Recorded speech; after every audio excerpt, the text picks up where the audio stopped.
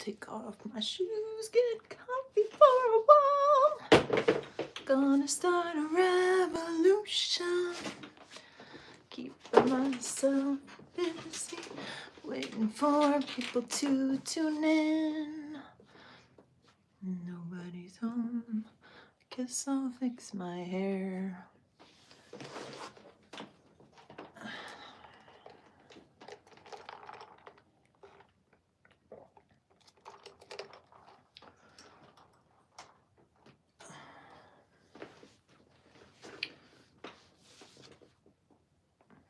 Hey, somebody's there. Yay! Hi. If you are not subscribed, my name is Steph. I have bipolar disorder, and I'm talking about bipolar disorder today. And any questions you might have about, hi, John. Any questions you might have about bipolar disorder or how you are feeling? What's up with you? All is good. Maybe I missed it, but what brings you back? Chanel, hi. Oh no, I'm sorry, John. Maybe I missed it, but what brings you back? Oh, all is good. You mean because I was going to take a year off? I missed you guys. I missed you guys. John, I'm really sorry to hear that. Has your partner accepted medication? Medication is necessary. It's really difficult. Eric and I were talking about possibly building a model for helping people who are slipping into mania or psychosis. So I've been thinking about that. It's kind of a hard question. A lot of people reach out and ask when they're trying to help someone that they love who's in the middle of an episode, and I am completely at a loss. I have no idea what to say. It's scary to me. She was in Just Before Christmas, out 2 weeks later.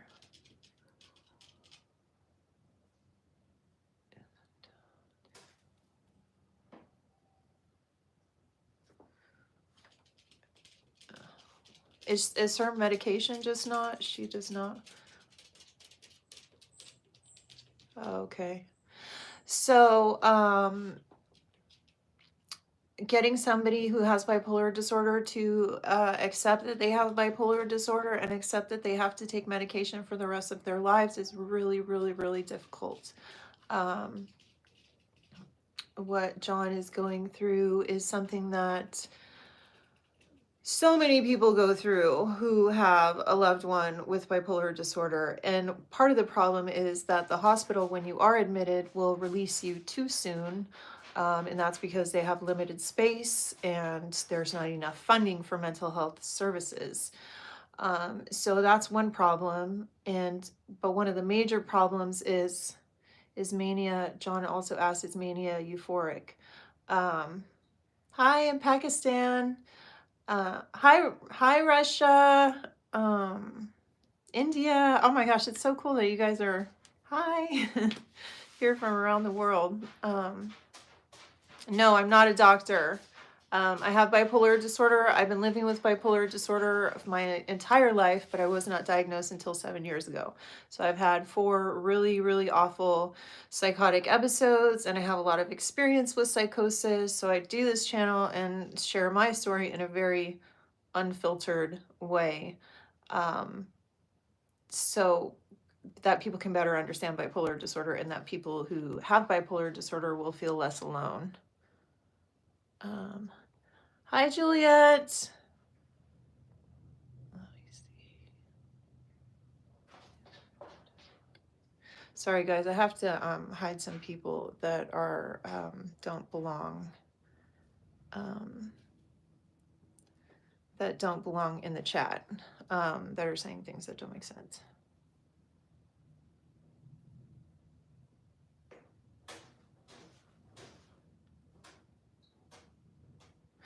Okay. We're skipping topics and I want to make sure I finish the first topic.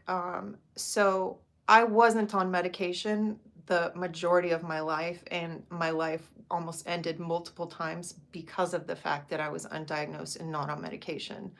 And medication is extremely difficult for people to one, be diagnosed with a proper diagnosis, two, be given the right medication for the right illness, understand that they have to take the medication, because there is a symptom with bipolar disorder and psychosis called anosognosia, where we actually don't know that we're sick.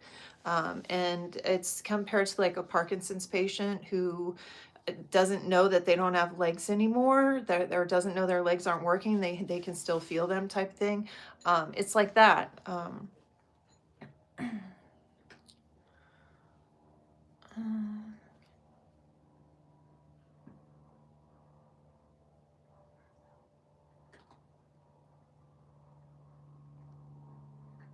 Okay, a lot of this stuff is nonsense.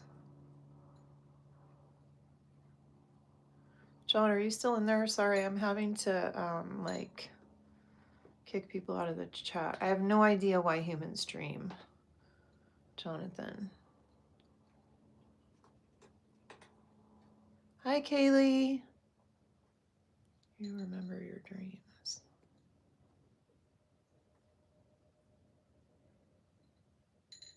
Okay, so all is good said, I just realized how many medications I take after my brief. I feel good though, anxious about meds. Okay, so yes, I am always anxious about meds.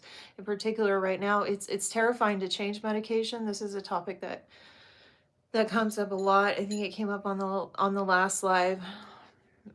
Having bipolar disorder, once you get to a place where you understand you need to take medication, where your brain has accepted the fact that you have an illness, where you have gotten on the right medication, and then you have to maintain that medication for the rest of your life. And sometimes that medication stops working. A lot of times you have to adjust your medication. It's not like people think, like people with bipolar disorder just like take a pill, and that's not how it works. The truth is that the average person with bipolar disorder is on 6 different types of medication. So finding those 6 medications that work, and that's at one time. And I have tried over 20 different medications over my life, and very few of them worked. And very few of them were were to the proper diagnosis, but medication is a necessity, and it is terrifying when you are afraid that you might have to change your medication or add medication, because every medication has side effects, and some of those side effects are really severe, and some you might consider more minor, like gaining weight. But you gain a significant amount of weight on a psychotropic drug or some sort of medication to try and help you, and then you end up with diabetes, which can also be a side effect of the medication. So there's all kinds of side effects to the medication. There's so much stigma attached to medication. One of the huge reasons why I do my channel is because I almost died multiple times while in psychosis because I wasn't on medication. Had I been on medication, I would have never had to suffer like that. And so I understand that now. And a lot of people get really angry at people with bipolar disorder and blame them for not taking their meds. And it's not a simple choice that I don't want to take my meds. It's a matter of understanding that you have to take the meds. It's a matter of getting your brain to accept that it's not working. It's like your brain is like a computer, right? So imagine your computer trying to tell your computer that it was broken. Like it's there's not enough research on it yet, from my experience and everyone that I've talked to over the past several years on my channel. I think it's so much more involved than just not taking the medication. I think not taking the medication has so many factors in it, but I think one of the big factors is that your brain has to grasp it. And I don't think it's fair to blame people all the time for not taking their meds, especially when a majority of the time it's a symptom of anosognosia, which means you don't know you're sick. I have never been to India. Is mania, John asks, is mania euphoric? Mania can be euphoric, but it can also be absolutely terrifying. I have mixed episodes, so that's where I am completely like amped up and really depressed at the same time, like hyper and angry and depressed and agitated. And that's a horrible feeling. And some people who experience hypomania, and I have experienced hypomania, it's very brief. Hypomania is the stage before mania with bipolar disorder. So with bipolar disorder, you have like your mood episodes, right? But then like if something like traumatic happens in your life, like, you know, a breakup or like just a major change in your life, like going off to college, that can trigger an episode, and an episode of like hypomania if you're bipolar disorder type 2, where you do start feeling elated and you do start feeling like you can do anything, and you'll do things like make all these huge plans, start talking really fast. um, and it will, it doesn't all it, most of the time it doesn't progress beyond that for bipolar type 2. Bipolar 1, you have hypomania and then mania, and then for some of us psychosis, which is what I experienced. But in that state, I didn't know I was sick, so I didn't know I needed medication, and it took me a really long time to get to a point where when I had been misdiagnosed repeatedly, but where my brain would accept that I have to take the medication. So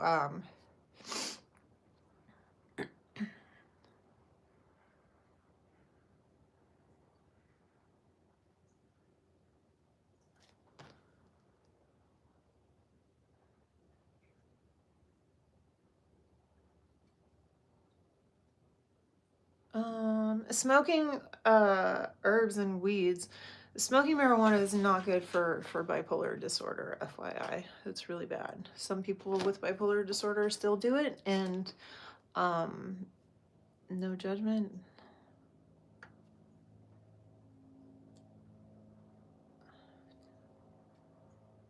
Hi, Juliet. Yeah, that fun fact. A lot of times people in psychosis can experience extreme empathy. They can also experience loneliness, and that loneliness often ends us, those two things combined, I think, um, land a lot of us in psychosis hanging out with homeless individuals. I think part of this is because I did this, and I think a lot of people on my channel have commented that they also have done this in mania psychosis, where they've surrounded themselves with homeless people. I think it's because the only people that didn't tell me I was out of my mind, but I also think it was a huge empathy, like, you know, these people don't have anything and I should protect them. And yeah, we have a lot of empathy. Hi, Santiago. All is good. Congratulations. Thank you, Chanel. Hi, David Vickers. I have been diagnosed with bipolar disorder, yes, and that's what we're talking about. If anybody has any questions about bipolar disorder, that's what I am here for. I was diagnosed. Were you dancing around with knives like Britney Spears? I have done a lot of the things that Britney Spears has done, and the crazy thing is that I actually have to think about that in order to answer that question. Because no, I don't think I ever danced around with knives, but I did some crazy stuff, like wore some insane outfits out in public. Willpower. Willpower says, do you think Kanye West is legit bipolar? Absolutely. And I think that everything he's done is as a result of his bipolar disorder. There is a very strong chance that he could just be a racist Nazi or whatever, you know, but there is also a much stronger chance, in my opinion, that he is just in the middle of a psychotic episode, in and out of mania or psychosis or whatever it is, and he's not getting treatment. That's my opinion. Same with Britney Spears. Both of them I don't believe either one of them is medicated. And they're both experiencing symptoms and melting down in front of the whole world that doesn't understand bipolar. So, sucks.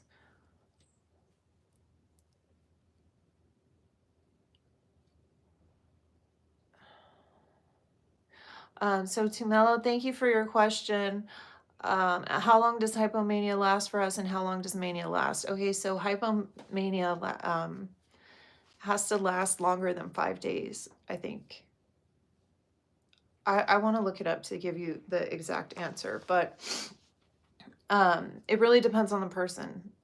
Mania for me and psychosis it depends on the medical intervention. Like I had an episode when I was very young that lasted a couple of months because I was hospitalized and there was medical intervention. When there was no medical intervention in my last psychotic episode, that lasted a year. So that's a really long time. Usually with hypomania, it doesn't last that long. Couple weeks maybe is my understanding of hypomania, and mania can last months, can last weeks, months, and in my case, it did last a year. But everybody is different, and it depends on the circumstances. You know, I've had episodes, even though I'm on medication now, I've had episodes where I am hypomanic, but it's very temporary. And as soon as I sleep, because of the medication, I'll kind of reset as long as I get a good night's sleep. But lack of sleep for someone with bipolar disorder is like a death sentence. Like that's medication and sleep are like the two most important things to you, and then therapy goes in there too. But you cannot survive without monitoring your sleep and medication. Hey, Athena. Athena's in the last live with me if you guys are interested in checking that out. She is my friend that I met in the psychiatric hospital the last time I was hospitalized. Missy, do you have memory? Hi, Missy. I'm so happy to see you again. How do average people misunderstand bipolar persons? I think if I didn't have bipolar disorder, it would be almost impossible for me to understand what bipolar psychosis is even remotely like. And I think with bipolar disorder, it's difficult because we ourselves have to determine between, are we reacting a certain way because of a symptom, or are we reacting a certain way because we're just having a bad day and being rude? Because there is a difference. And so I think it's difficult for loved ones to understand that and see that and know that, because they're not going to know. If, like, I have to tell my husband I'm symptomatic, and that actually really helps our relationship together. But yes, absolutely, Missy. I definitely have memory gaps when I was in psychosis and mania and hypomania. So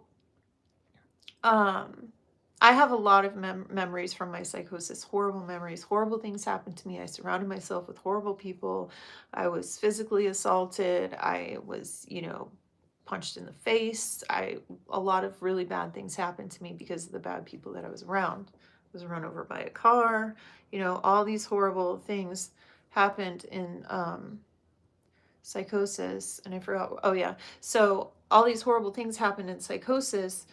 And so once I came out of it and I was better and I was on medication, I went to my psychiatrist and I asked her, I said, why am I gonna remember these things? I have tons of gaps in memories, and all these horrible things happened to me. Am I gonna remember more stuff?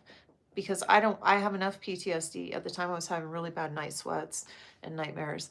And I was really terrified that I was gonna have more horrible memories from my psychosis. But the way my psychiatrist explained it to me, she said, no, you're not. And she said, here's why. When you're in psychosis or mania, your brain is moving so fast that it doesn't have time to file the memory inside your brain, whatever filing cabinets you have in your brain. So therefore, it never creates the memory. So that time is just completely gone, missing. Kind of crazy, huh? It's crazy when you have gaps in your life. It sucks. I think sorry guys, I'm catching up. Some people feel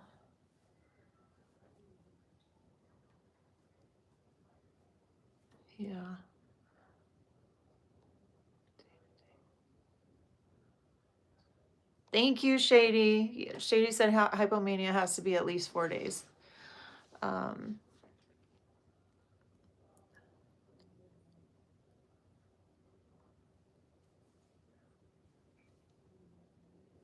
Michael was talking about antipsychotics and how it's interesting how the medication works.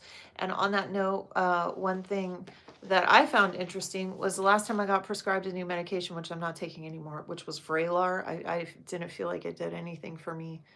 Maybe I should try it again, because part of the reason I was turned off was one of the inactive ingredients is lactose. And I know it's minuscule, but like it bothered me. So I need to find a new one. But it said on the Vraylar, it is unknown how this actual medication works. Because sometimes they'll make a medication for one thing and they won't know how it works, but it'll work for something else. And it's called off-label prescriptions. Recently diagnosed. Yeah. Hi, Mossy Jake. Thank you. Thank you for being here. Yeah, it's getting diagnosed with bipolar disorder when you're first diagnosed is like the craziest experience. Like, for me, it was like I was numb. I was numb. There's been so many moments in my life where there was so much pain. I was just numb, just totally numb. Didn't really feel anything about it. I don't know about you guys. Is there any cure for bipolar disorder type 2? There's no cure for bipolar disorder as of now. The only thing that there is medication management. And so, sorry guys, I'm really freaked out by something that I saw this morning on Instagram. I know you guys don't want to hear about this, but it affects us with bipolar disorder and with mental illnesses. So I'm going to bring it up. But in Oklahoma, they introduced a bill that all mental health records, that the mental health facilities and drug addiction facilities drug rehab and mental health facilities should be closed, and that all their medical records should be sent to the Department of Corrections. So it's terrifying for me. I don't live in Oklahoma. I live in California, thankfully. But there's some really weird things happening with the law and as it relates to people with mental illness, as it relates to people who take medication. RFK Jr. isn't just coming after SSRIs. He was talking about antipsychotics as well. So I don't know if maybe one day I'm going to end up back in an insane asylum like they used to have back in the 70s, because that was when they just took people and they threw them in a mental hospital and left them there. And you know what I was thinking about earlier? I was thinking about the sad thing about it is that some people are going to hear that they want to send all the people with addiction and mental health issues, medical records and files over to the Department of Corrections, the jails, and they're going to think that's fabulous, which really sucks and contributes to the stigma of people living with bipolar disorder and other mental health issues.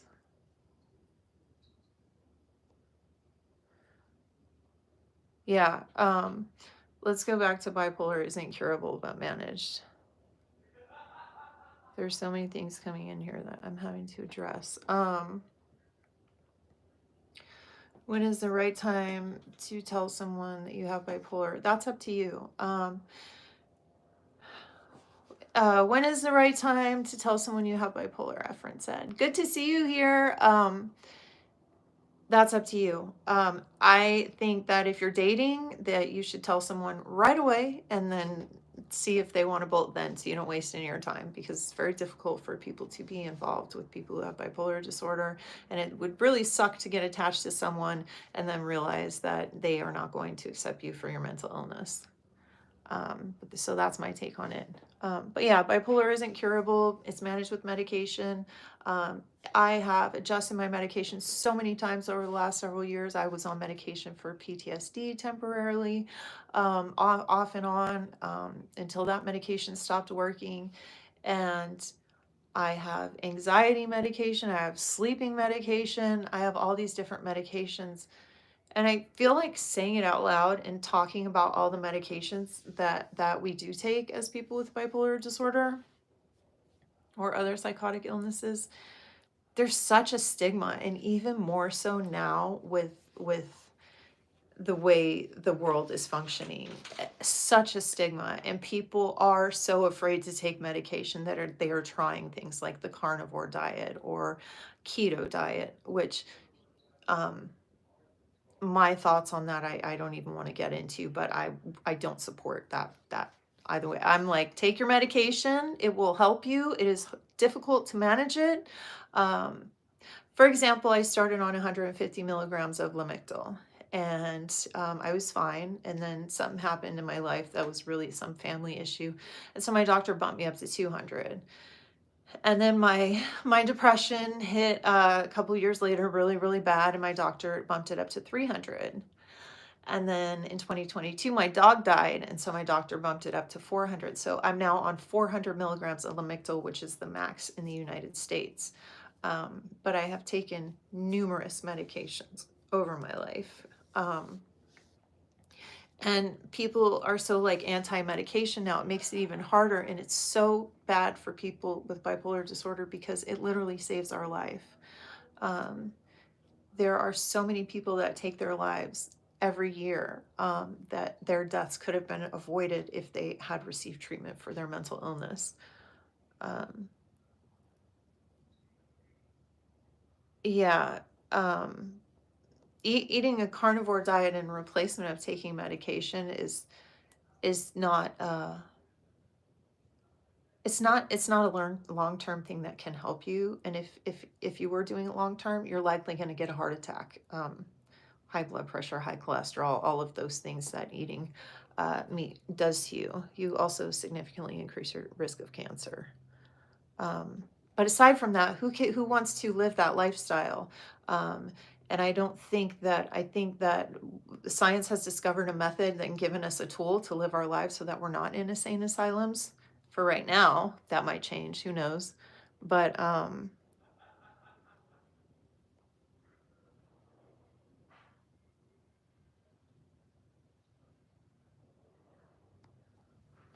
hi Tumelo, congratulations that she got to go to college. That's awesome. It's a lot of people think that, if you have a mental illness, that you might not be able to do normal things like work or go to college or graduate college. And that's not true. We can do things just like anybody else as long as we are getting treatment for our illness. And even so, even before I got treatment, bipolar is cyclical. So yes, you have the mood episodes, but there can be years where you don't have severe symptoms. And so you can still do all these things. And in my case, before I was diagnosed, I did manage to graduate college. And no one can ever take that away from me. And I sometimes throw my degree in people's faces. And I feel like I earned that, even though it's rude to do that. But when people say mean things to me, I do sometimes online, which is horrible.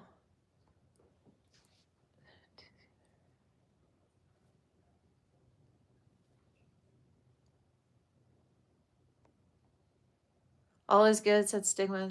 Their state has gotten better. Daniel Banks asked if there were any movies or TV shows that do a good job of showing what life is like as a bipolar person. The unfortunate thing about the way bipolar disorder is shown in the media and movies and things like that is it's never very clear. Like Silver Linings Playbook was very unclear about what was happening there. The main character had this severe illness, but the movie was about a dance competition. So that there were moments in that movie that were very representative of what bipolar can look like, but not at all like providing a legitimate picture. I have talked about this before, but the very best representation, well, there's two actually, I didn't forget. So for bipolar disorder type 2, there is a series called Modern Love.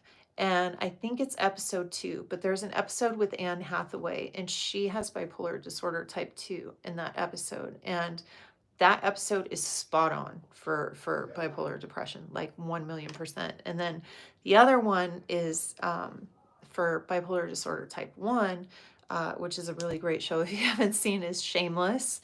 Shameless has a character on there named Ian Gallagher, and there is a scene where he takes his baby and runs off with it and drives across the state and leaves the baby in the car, and he's in the middle of a psychotic episode, and it is so representative of how terrifying it can be. Like it shook me, like watching it. It was hard to watch, but that is definitely one of the best representations of bipolar 1. um, so hopefully that answers your question. Frenchie asks, what's bipolar? Bipolar is a mood disorder where the person experiences extreme highs or extreme lows, feelings of helplessness and wanting to end your life, to feelings of elation and euphoria. And then sometimes there's two different types of bipolar 1 and bipolar 2. And I have bipolar disorder type 1, so that means that I experience mood episodes, but also major manic episodes that can go into psychosis, where I can see things, hear things, and believe things that are not real, hallucinate. Hi, Nicole. Okay, Texas.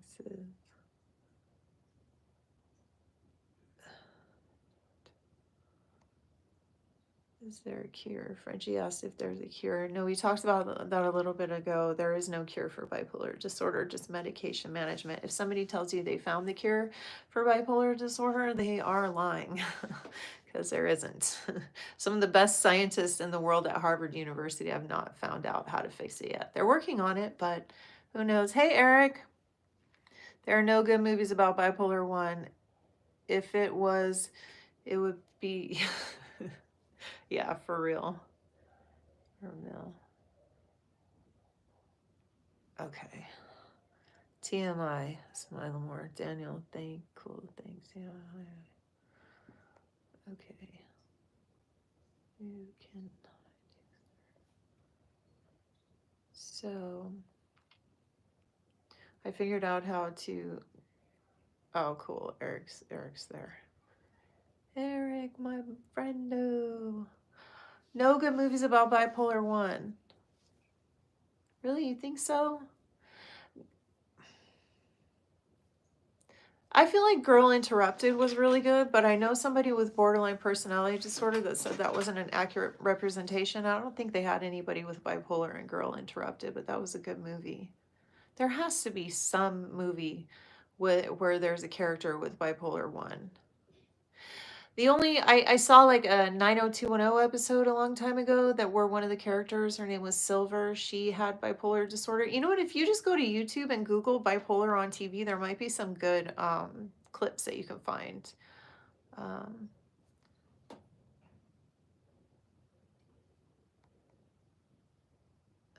Thank you, Daniel.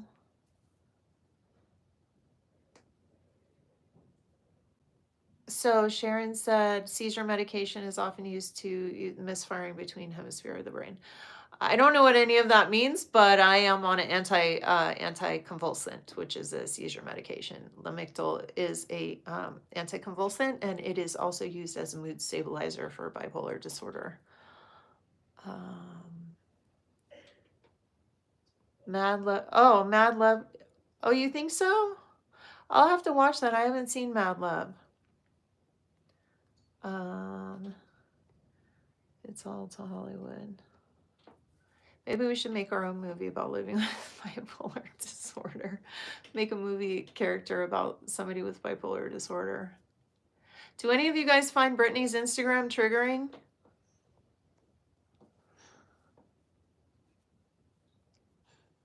I guess you would have to have bipolar disorder in order to find her. Have you had success with lamotrigine? I feel bad for her. Yeah. Tried Latuda, that's what I've been prescribed. I haven't tried Latuda. I am on lamotrigine. Let's call it Lamictal here. Lamotrigine, Lamictal, whatever. It's same thing. But I haven't tried Latuda yet. But yeah, I've been on Lamictal for 7 years. It's been good. It's not supposed to stop efficacy. There are side effects to it, which on the last live, I found out that somebody who was on the Mictal got Steven Johnson syndrome, which was really scary to me because I had that before. But I've never gotten sick from the Mictal. Haven't had too many. The only side effect that I have is I get really bad heartburn and indigestion. That kind of freaks me out. But it's terrifying, like I was talking about earlier. It's terrifying to change medications. If you find a medication that works for you, you have to change it to a different one. It's so scary. It's like, because your medication is your lifeline. Like, that's all you have.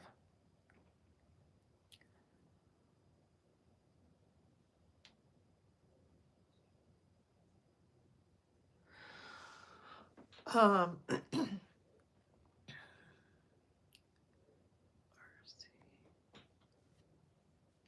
do you come across people who could have been mislabeled because they're a medical professional and or family just didn't agree to their life choices? I'm responding to JS. I think a lot of people are misdiagnosed with bipolar disorder. I don't know about their life choices or anything like that, but a lot of people are misdiagnosed with bipolar disorder. Oftentimes people with borderline personality disorder are misdiagnosed with bipolar disorder. And I was misdiagnosed 5 times before I got the right diagnosis as bipolar. So it's definitely possible.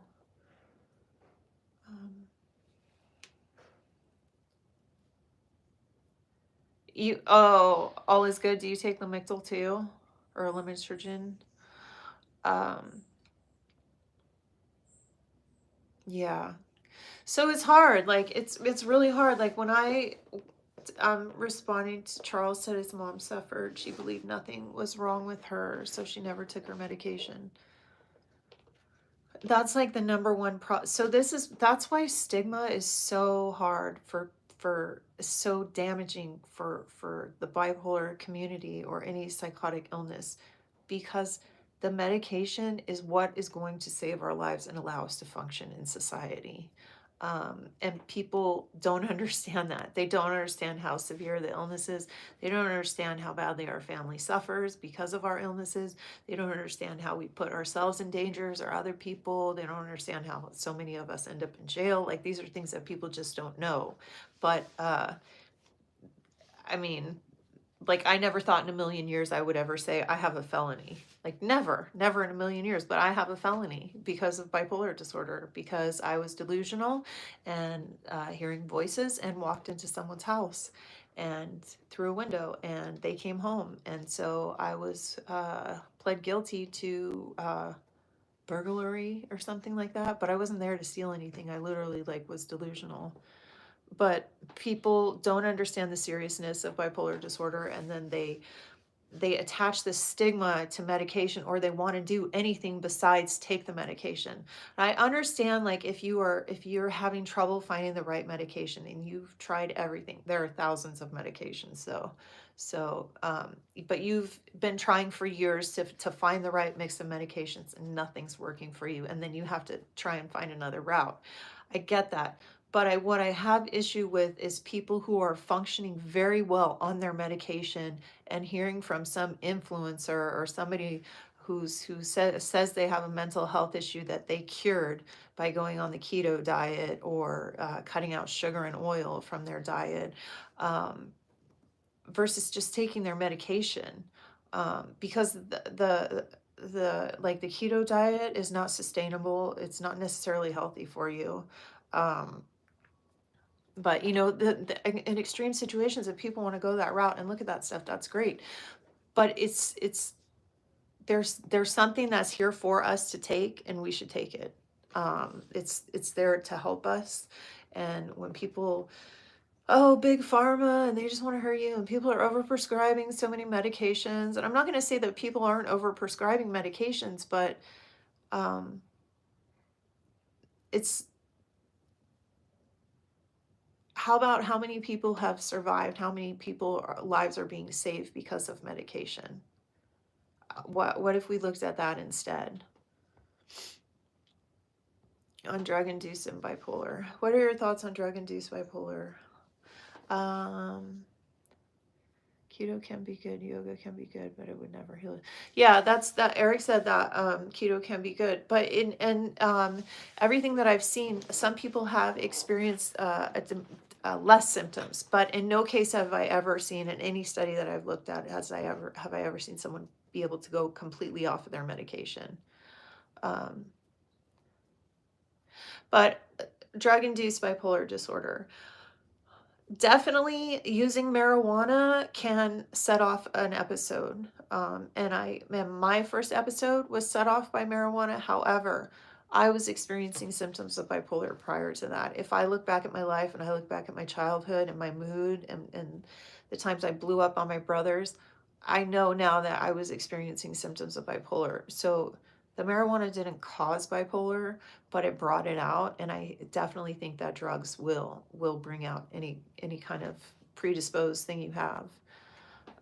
Tin Man later.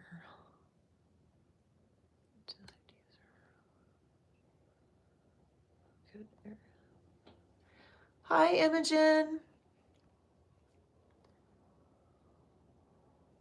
Oh, shoot. Sorry, I hid your comment. Chanel, type it again. I didn't mean to hide you. Wait, how do I bring you back? Chanel, can you type something?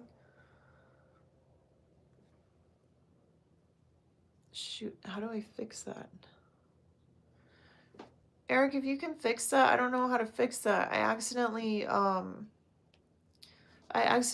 hid Chanel. It's Scar's second chance animal rescue. Chanel. I'll have to fix it on my end. I don't know how to do it though. Shoot. I'm so sorry, Chanel. Oh, okay. Eric fixed it. Okay, cool. Thanks, Eric. Thank God you're here. Imogen. Your mom has bipolar.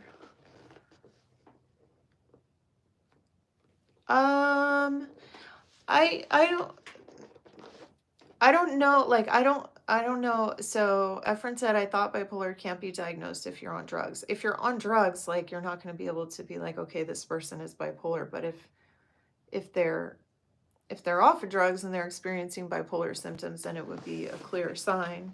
But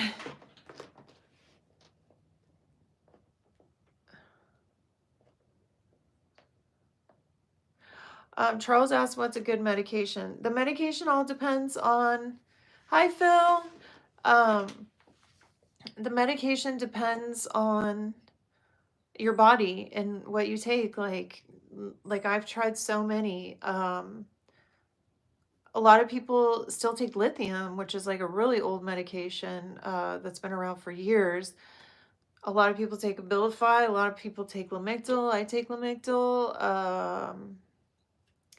Seroquel. There's a lot of go-to like medications that people take for bipolar disorder specifically. But there's so many of them, and it just depends on what works for you. Have you, Adamant says, have you made money from YouTube? Hi, Renee. Aw. Thanks. I love hanging out with you guys. Lithium. I didn't know lithium was still the most used. That's cool. Have you made Adam? That's not really relevant to bipolar, but the short answer is like $100 a year, maybe $200 or $300 a year. Everything is going to be okay. Thank you for your support, Jonathan. Hi, Boris. So we were talking about stigma and medication. What else can we talk about? Somebody asked earlier what bipolar was, and I didn't give a real detailed question because I answered, which I should have.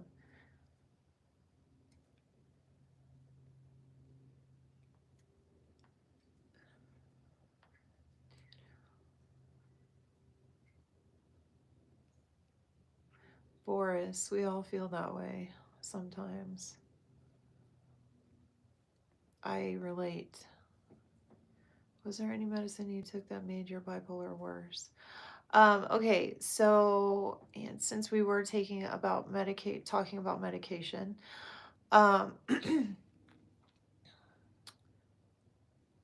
Medication. It is very common for somebody with bipolar disorder to be misdiagnosed with depression and put on a SSRI, which is a serotonin inhibitor, and serotonin rebuke, something like that. And it will send us into psychosis. It's happened to me. It happened to somebody that commented on my channel today. It happens a lot, and that's a major problem with being diagnosed with depression when it is a result of bipolar disorder.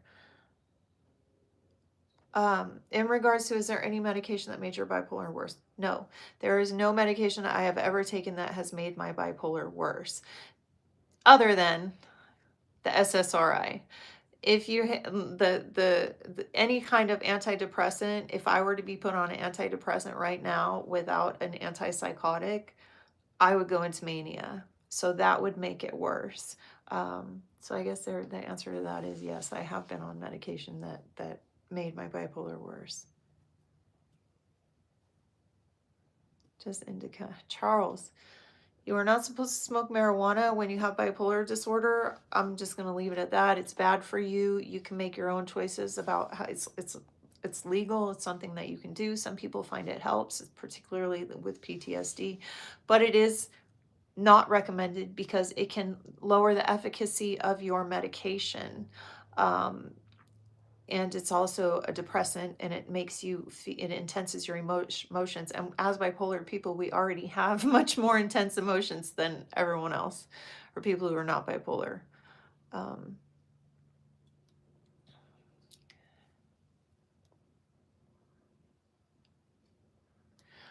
X, there is a, oh, you said you think your dad might be bipolar, you never got diagnosed. Maybe you could get your dad to take a test online. Like you can just Google bipolar test, and they have tests online, and it doesn't mean like if you take the test and it says you're bipolar, it doesn't mean that you are bipolar. It just means that there's a chance you could be, so you should speak to a psychiatrist. So maybe that would be a conversation that you could have with your dad and see if you'd be willing to take that test. Yeah, the home invasion is embarrassing, man. It's so embarrassing. And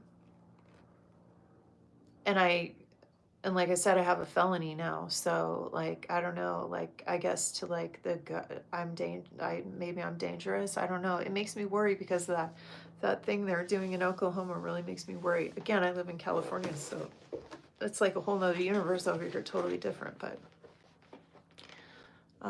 I don't want my medical records being sent to correction facilities.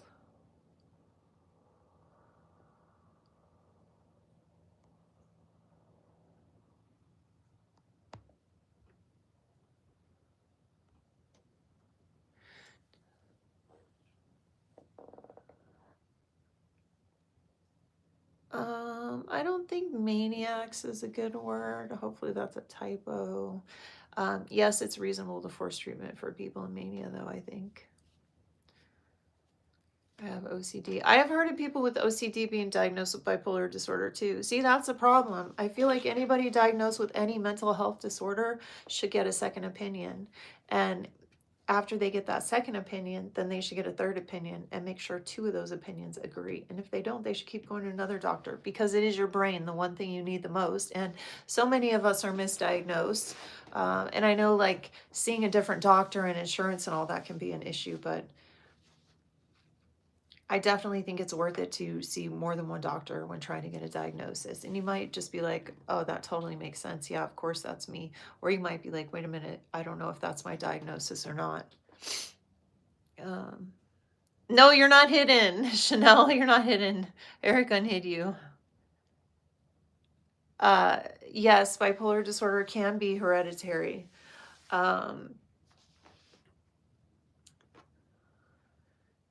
If both partners have bipolar disorder, there's a very high chance that there are actual statistics on it. I should pull up because I want to.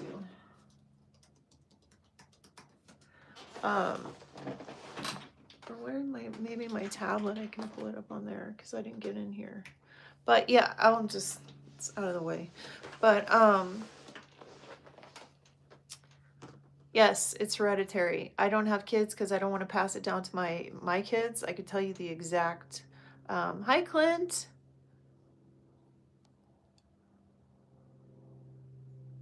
Phil. Yeah, you're lucky. Oops.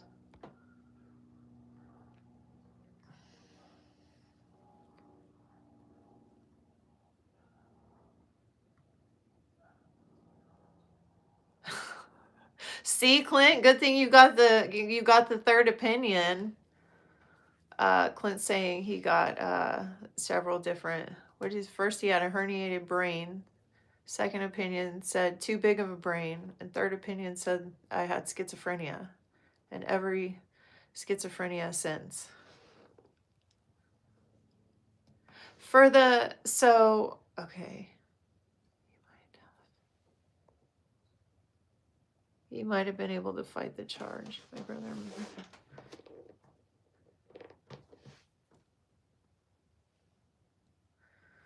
Jonathan Alvarez, you're getting all spiritual. Okay, thank you, Eric. It's only 10% chance to pass on to your child. But what is it? What if both parents? If both parents have bipolar, it's more than 10%. I thought it was a lot higher. I was going to look it up, but if you're on a computer, maybe you can type it in there. When does the bipolar start showing up age-wise? That's a good question. X asked, when does bipolar start showing up age-wise? They say that bipolar usually manifests in the late teens, early 20s, but some people are diagnosed much later in life after they finally have an episode. 20% of both. So in terms of bipolar being hereditary, it's 10% chance of your kid having bipolar if one of you has bipolar, 20% if both of you have bipolar.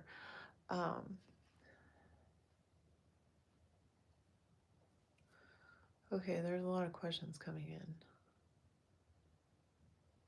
So, RC, I want to address this because he said he might have been able to fight the charge because I said I have a felony because I went into a home when I was in the middle of psychosis and I was hearing voices and I believed that the home was like a reality set and I was supposed to go in there for some reason. I also heard a dog barking that I thought needed help, so I climbed in the window, went in this house. Anywho, RC said I might have been able to fight the charge. I did get a lawyer, and I was held incompetent when I went to court. I had an outburst in court, and so they labeled me as incompetent. And what incompetent means is that you are not right in the head enough to represent yourself. You're not mentally understanding what's going on, so you can't represent yourself in a court of law. So they held me incompetent, and I was in jail for 3 months before I could even go to court. So because they had to make me competent, they literally sent me to a different jail and had me like learn this booklet that was so stupid. It was like, this is a judge, this is a prosecutor, this is the defendant, and it was so stupid. But I was forced to take medication there, and that helped me come back to reality. But the thing about it is, if you get caught doing a crime, you can't plead insanity. The way that it works is if you say, well, I was insane at that time, then you do your full sentence in a mental hospital. Like you do the max sentence. And there's no guarantee that you ever get out either. So you can't, the whole like plead guilty by insanity thing, it doesn't work. So yeah, I could have fought it because of my mental health, and I could have probably won my case, but at the time I was so beat down and depressed and had just come out of a psychotic episode that I just didn't have the energy and the strength to fight it. So I just pled guilty and got probation.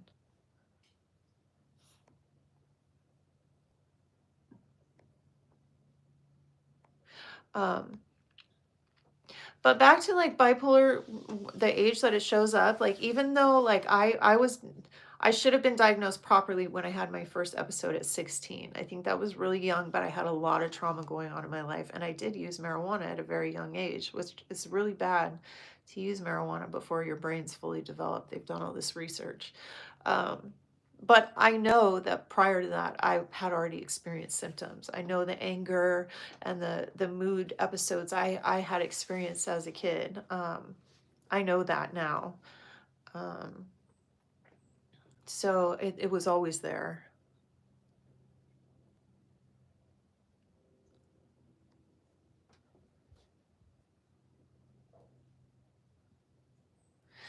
Angela John and Angeli John said, I have contacted my doctor, stated I can't sleep on mycomanic anytime. What should I do? Your doc, if your doctor hasn't gotten back to you, I would keep calling them, and if you can't get a hold of them, call your insurance and let them know what's happening. If you don't have insurance, if your doctor's not listening to you, you have to get a different doctor. um, that's the problem, is depending on where you live, what kind of health care you have. um, but my doctor listens to me, and your doctor should, if you're bipolar specifically and you go in saying you can't sleep, they should give you something for sleep, because if you don't sleep, you're going to go into psychosis.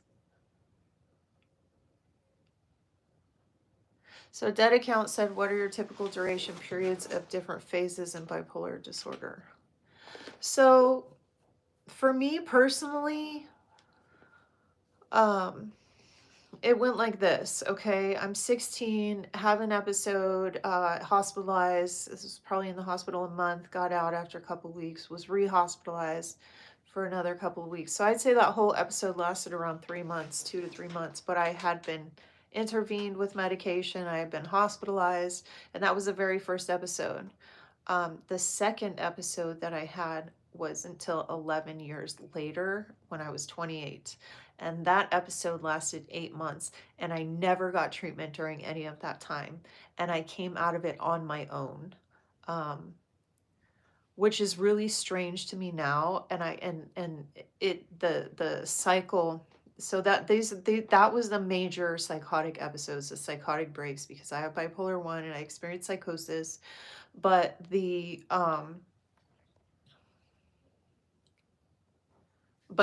mood episodes are just kind of like random, like I'll have a bad day, and because I'm super stressed out about things happening. But the major events, what happens is they last longer. The longer it's untreated, the episodes will last longer, and they will become more frequent together. So for instance, mine went like 16, 28, 35, 38. Like they got closer and closer over the years, which is totally normal. It's a progressive disease. And as you experience symptoms of mania and depression, you lose gray matter in your brain. So many kids.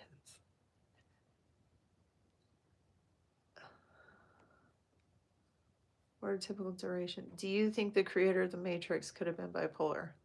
Phil, I think Jesus could have been bipolar. My siblings just suffer from really bad anxiety because the episodes, because of your episodes, Charles. Siblings just suffer really bad.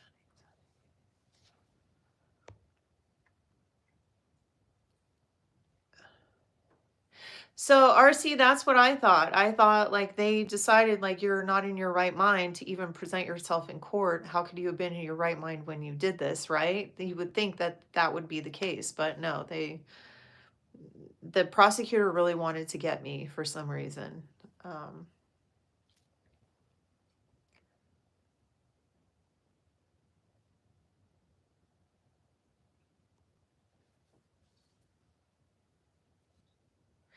Um, Charles, if you get psychosis from smoking, is that a sign?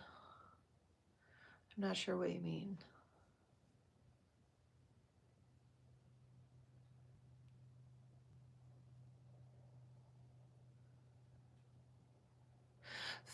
Phil said my doctor believes that the drugs I used to take messed up my brain and created my bipolar. He is optimistic that I will be fine without them, but I don't think I will quit taking my mood stabilizer. I would get a second opinion, because whether drugs caused your initial episode or not, once you've had, like if you had psychosis, once you've had that experience, all of those doors in your brain are like open. They don't just close. Like you've like went into a part of your brain that you've never been in before and you open these doors and now they're open forever. So anytime you have a severe episode in your life, it would be very easy for you to slip back into that spot. It's just my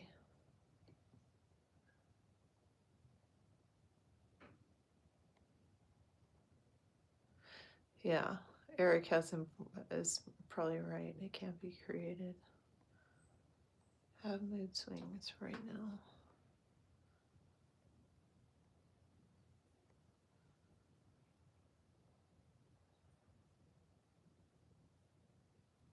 Hi, Ian. You should definitely get a diagnosis.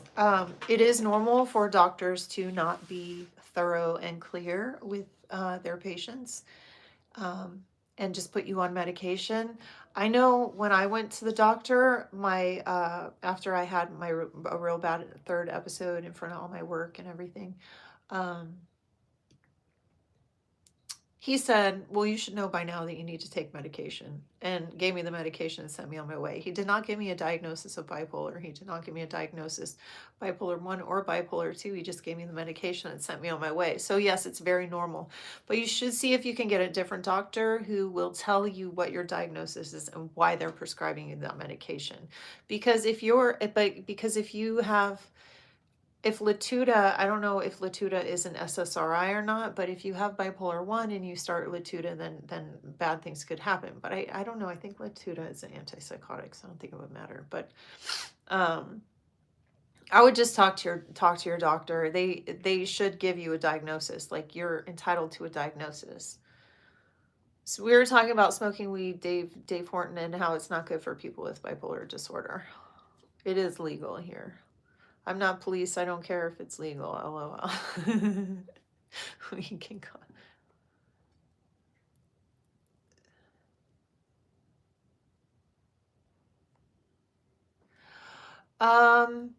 So God mentality said, as frustrating as it is, I want to learn to have patience with my mother's bipolarism. Any advice? I don't know how severe her symptoms are, or like how she treats you when she's having a mood episode, or if but patience is a really good word. Communication would be, if there's any way you can communicate with her, because like I learned, like some days I do get really like really bad, and it took me a long time to get to this spot, probably in the last couple of years, where I just go off the handle. And my husband does this thing where when we argue, he'll like keep going and keep going after he's seen I'm already angry. And I've been able to say I'm symptomatic and he just stops. Because when I am symptomatic, I can't control. It's like I see myself flipping out, and it's almost like I have control, but I have no control over it. I can't, it's like I can see myself doing that, going, why are you doing that? You need to stop, and not stopping. It's really hard. But I guess I would say, try to, just because it's hard, like it's really hard, like to see somebody and have them be hurtful to you, say mean things to you, take things out on you, and to not take medication. It elicits a lot of anger in a loved one, because you're shaking the person with, why don't you take your medication, why don't you get help, look at how you're treating me when you're sick. It can be really, really exhausting and really hard on somebody who has a loved one with bipolar disorder. So, but I think probably the best thing to do would be, anytime you're in a position where you're suffering because your loved one is experiencing symptoms, to remember that they're symptoms and try not to think of the person. Try not to attach those symptoms to the person. It's really easy to get angry at the person when you're dealing with symptoms. Super easy. So it's just knowing that whatever the person's saying is not coming from a place that is intended or is meant to happen.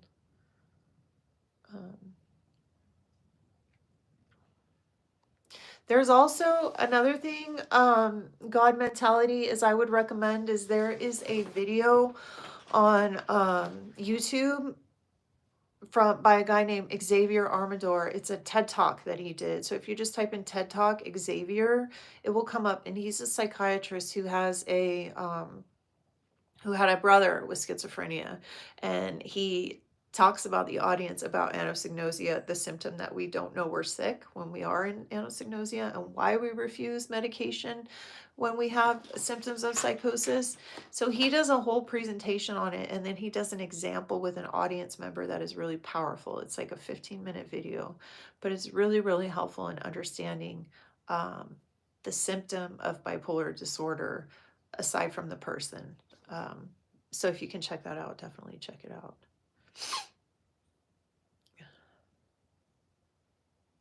Yeah, smoking weed isn't good if you have bipolar.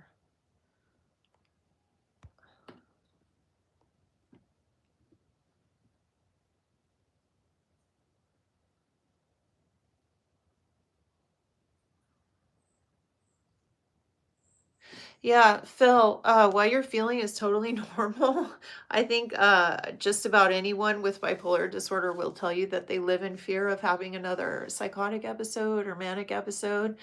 It's just something that you have to get used to. I have kind of told myself I know I'm going to have another episode. Um, I was really surprised when I didn't get really sick when my mother-in-law passed away. I thought that was going to be um, I thought that was gonna really send me there, but it didn't. I was on a really good mix of medication at the time, and I think I was already on an antipsychotic, which I haven't been taking, which I need to get a replacement for. Um,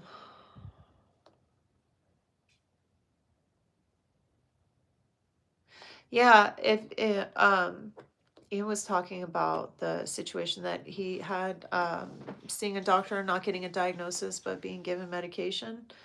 Um,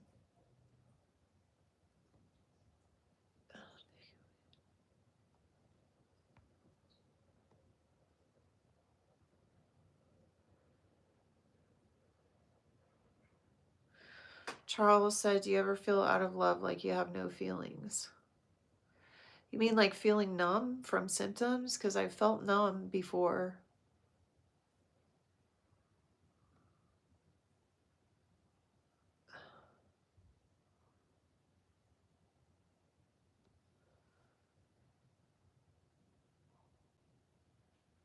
Oh, okay.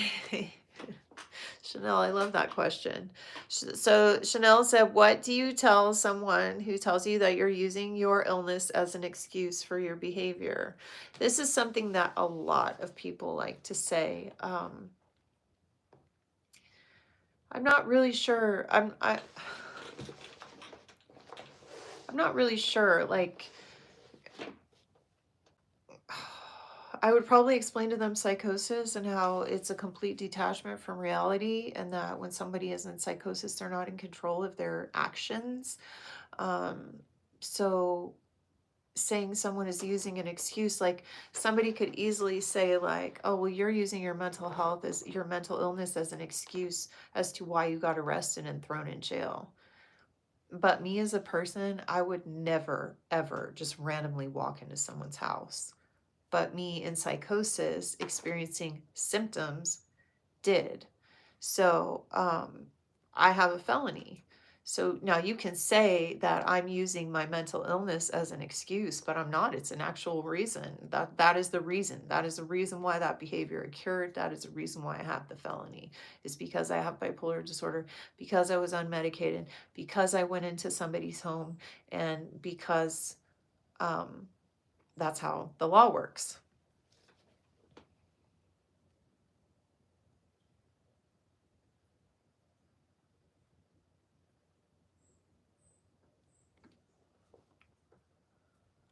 Charles, are you saying that you feel like wait, did you get a diagnosis or not? And are you saying you feel like I'm not a doctor, I don't want to diagnose you, but I do know that um like borderline personality disorder, BPD, sometimes people will flip on how they feel about someone very quickly. Like they'll love them one minute and hate them the next. That's all I know about that though. But I haven't really, not as it relates to bipolar.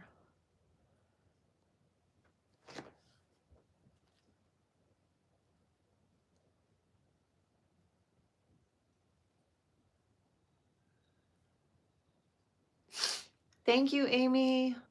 How often do you have panic attacks? I have, Amy was saying that she has bipolar disorder 1 and suffers from panic attacks. It's frustrating when you're taking tons of different medications. She said she takes 7 different medications, and it's exhausting. Like, I wish people that didn't have bipolar disorder knew how exhausting it is to live with bipolar disorder, how exhausting it is to have to change medications, to have to add medications, to have to take multiple medications, to have to be afraid of taking a new medication because of the side effects it might cause. My first experience with medication almost killed me. Straight up, almost killed me. I almost died because I was allergic. But I made it through, and I didn't take medication for a long time after that, and I really suffered because of it. So we could talk all day about medication, how much it sucks.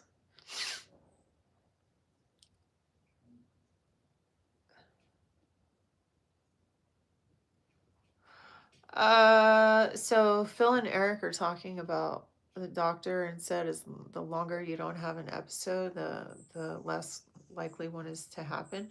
I would ask for a new doctor.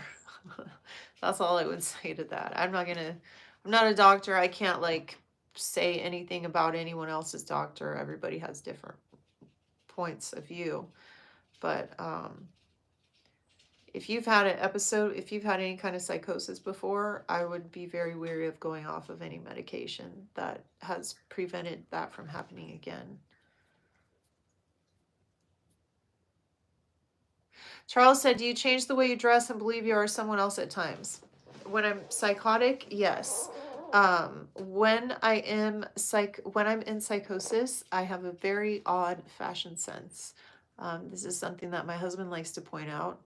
And says, why do you dress so weird when you're in mania? And I don't have an answer for you. I think I'm being fashionable, I guess, when I'm in psychosis.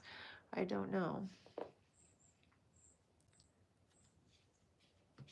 Renee, do you live in the United States? Because being able to pay for medical care is a huge issue here in the United States, having to pay for medication. And sometimes a doctor will prescribe a medication that's brand new and there is no generic for, so insurance won't cover it at all, even if you do have insurance. More fun stuff about taking medication.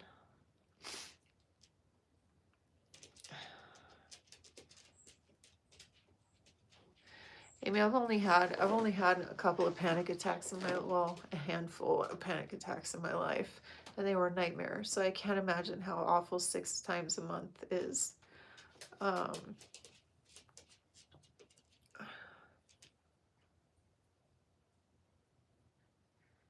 Angela John said, how does someone know if you ever went into psychosis? Any clues? Is it obvious?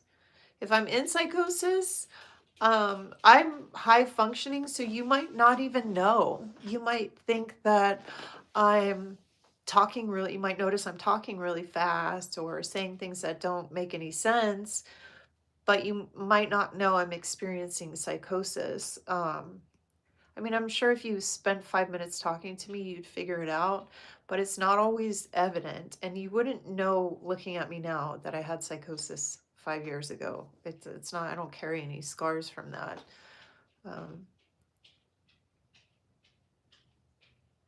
But as far as someone else knowing if you are in psychosis, I mean, there's signs. A person will be talking really fast. They'll be saying things that don't make any sense. They'll be believing things that are not true, have come up with weird conspiracy theories, things like that. I mean, usually when someone's in psychosis, it's kind of obvious. What? My cat wants to go outside.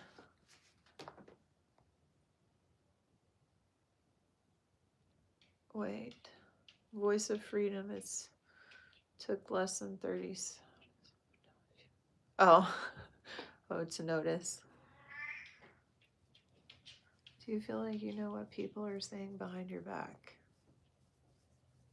Like, do I feel paranoid of what other people? I try not to think about it. I really try not to think about it. California. Like, do you hear the voices? Okay, so in psychosis, I did hear voices. I didn't hear traditional voices, that the type of voices that people with schizophrenia will hear. Mine are more delusion of grandeur focused, to where I will be thinking something. I will hear somebody talking outside, and they'll be answering my thoughts. Like, I'll think something and they will say the answer, and it will be like I'm talking to them with my mind, but they're speaking out loud. They're actually speaking. They're actually speaking out loud. I'm not, but that's the kind of voices that I hear. And there's an actual name for it. I don't know what it is, so I can't remember. One of the guys that has schizophrenia in group told me. Um, but I have heard also actual voices before, where I'm hearing voices that aren't there. Like one day I thought I heard the voice of God. Crazy stuff like that. Hang on, you guys, 1 second. To my cat. Oh, never mind. She's fine. She's fine.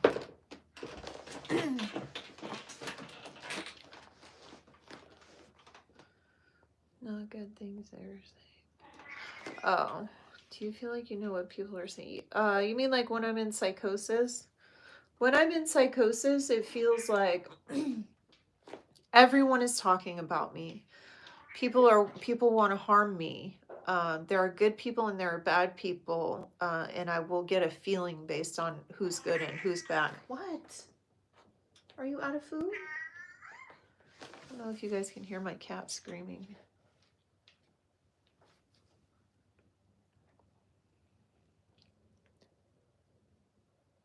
Thank you.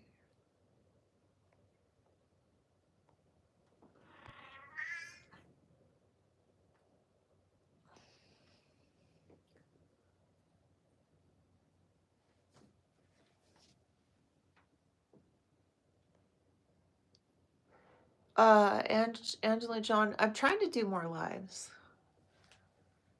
I don't want to like keep Eric too busy though. Eric is modding the chat, you guys, so tell him thank you, because I've tried to do lives before and got a lot of creepers coming in the chat and saying mean stuff. So really appreciate Eric modding. But yeah, we've been on for a while. But yeah, I'll definitely, I'm doing more lives. They're usually going on the same topics that we end up talking about. So,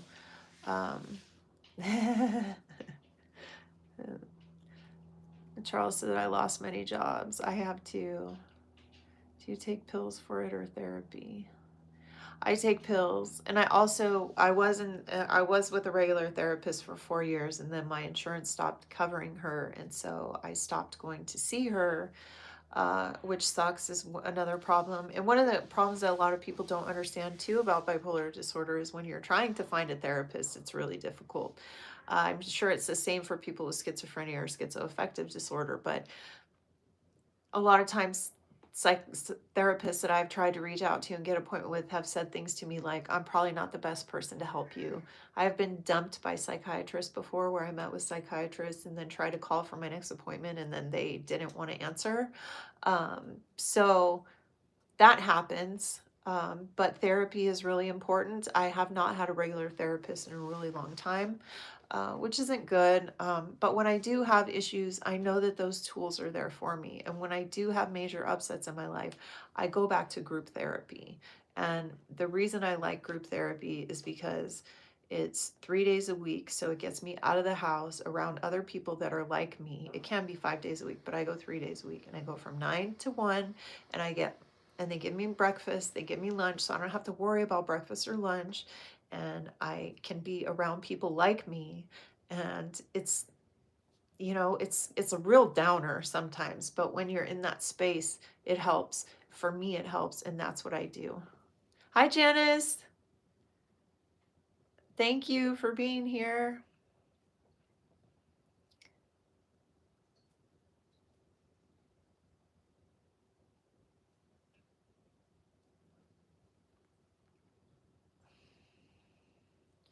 RC, do you have a diagnosis?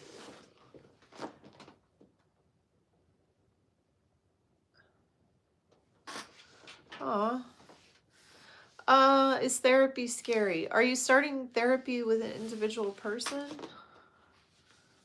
Doctors diagnosed.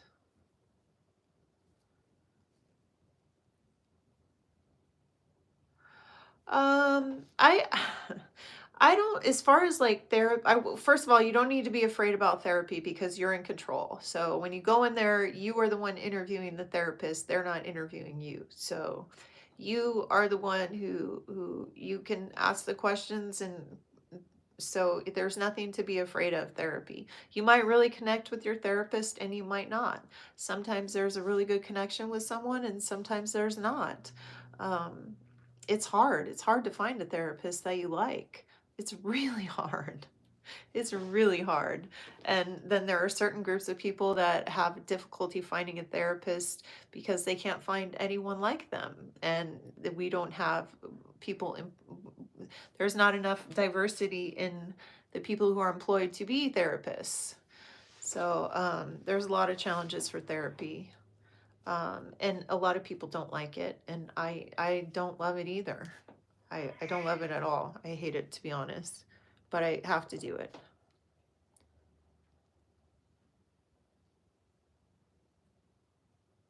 So SP, yeah, you can wean off an antipsychotic, but you got to go talk to your doctor about it. You can't just up and do it yourself. Um, it's it's I'm not sure why you want to get off the Seroquel, but a lot of people have different reasons for wanting to get off a medication, but definitely try to fix it, try to replace it with something else before going off of it. Yeah, Charles, I agree with you. Totally agree with you.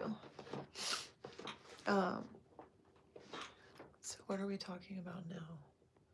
Oh, we were talking about therapy. We talked about medication. If you're new here, I'm just talking about living with bipolar disorder and what it's like. We've talked about medication, how hard it is to take medication, therapy. Somebody made a comment the other day that therapy, group therapy is kind of like I don't know if I brought this up on another live. I think I did. What would you recommend in your experience? Oh, Ian's back.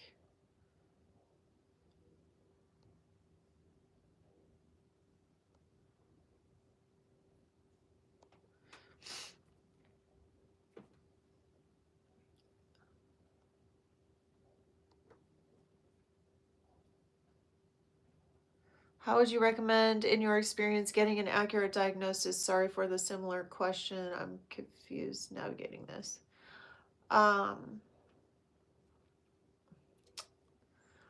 Ask as many questions as possible. You know what I would do? Like the most powerful thing that you can do for yourself is learn as much as you can about bipolar disorder or any other mental health issue that you think you might have. If your doctor mentioned borderline personality disorder, bipolar disorder, or major depressive disorder, look up all these things online. See if there's tests that you can take yourself for these illnesses and what those tests say, because they are helpful. They're not necessarily the actual diagnosis. And then I would have a list of questions for your doctor prepared for when you see them. And they shouldn't be prescribing you medication without having some idea for your diagnosis. So they should be sharing that information with you 100%.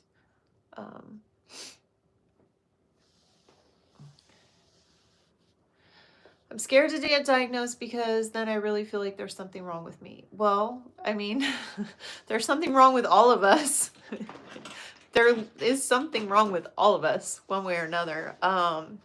And I think getting a diagnosis should be a relief, not it's a difficult experience. It's probably different for all of us, but it should be a relief. It should be, for me, it was very numbing and like my wow, everything like makes sense now.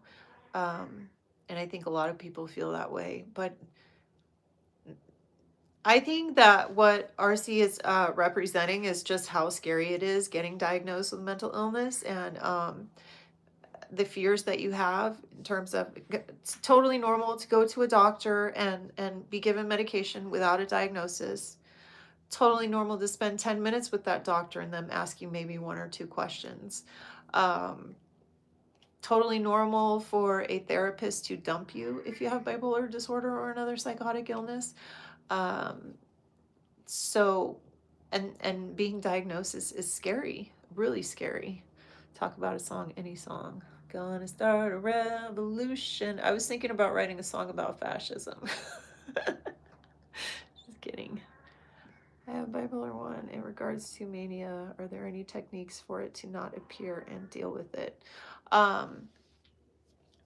So for me, the best thing that you can do for bipolar disorder to avoid mania is, well, there's a couple of things, but number one, your physical health, like um, making sure that you're exercising. It's not really like, it's somebody who doesn't have bipolar disorder can probably get away with not exercising and living a very sedentary life and it not affecting their mental health. But if you have bipolar disorder and you're living a sedentary life, you are causing yourself more pain, because the exercise that we do causes endorphins to go off. It helps our mental health so much if we stay active or we go for a walk for 20 minutes every day. Something small, if you're not doing anything, start small, but that exercise is definitely needed. Sleep is definitely something that, like I always say, everyone, like the most important thing is medication and sleep. Like if you are not getting enough sleep, you will. I know for me personally, if I go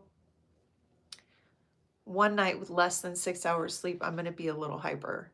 And if I go 3 days with less than 6 hours of sleep, I'm going to put you guys on hold for 5 minutes, okay? My cat won't shut up. Talk amongst yourselves.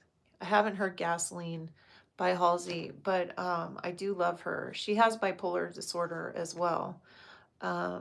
I think she has bipolar disorder type 2. Hi, Ethan. Yes, I do. Thank you, Janice. I do have a really supportive husband. But yeah, hold on, you guys. I'm going to put you on hold for 1 second.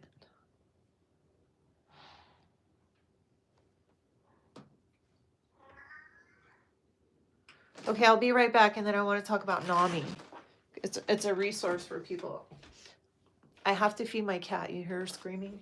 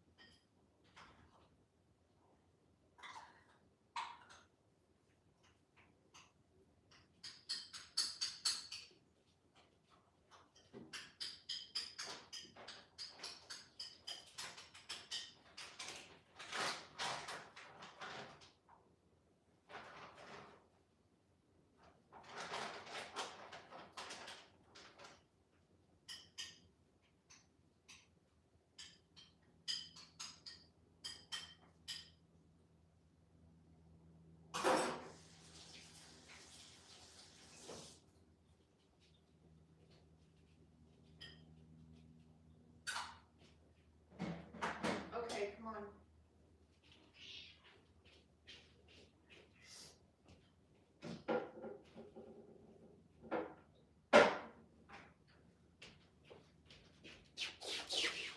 Sorry, you guys.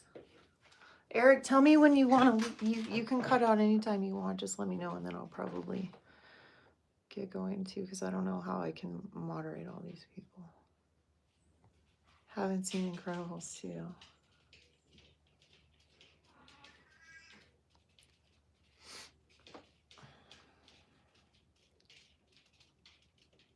Oh, Ruth said there's really good support groups for people tapering their psych meds. I'm part of one, and it has been the best help.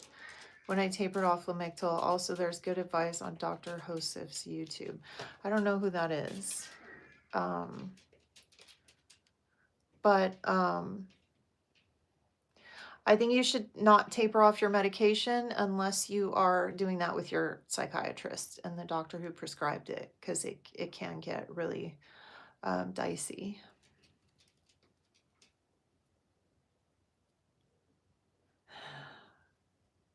Jaya said, I think getting a diagnosis is though you've been handed a roadmap when you've been driving around for years trying to find your destination and not understanding why you can't get there.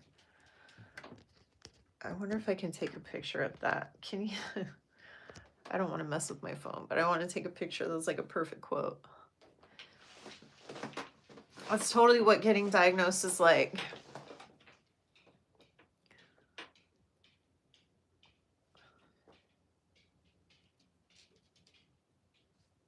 What state are you in, Charles?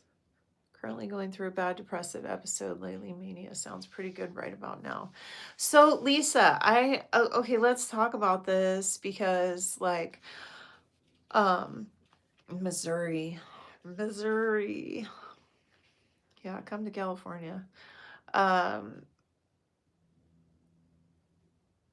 When you say mania sounds pretty good right now, do you feel like there's any sort of like you're addicted to the hypomania? Because I know with certain bipolar disorder, where it's particularly your bipolar type 2, you cycle so often in and out of depression and hypomania that some people don't really know what like happiness feels like, and that they'll crave the hypomania almost like an addiction.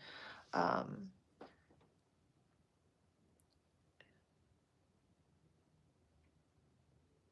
whoops.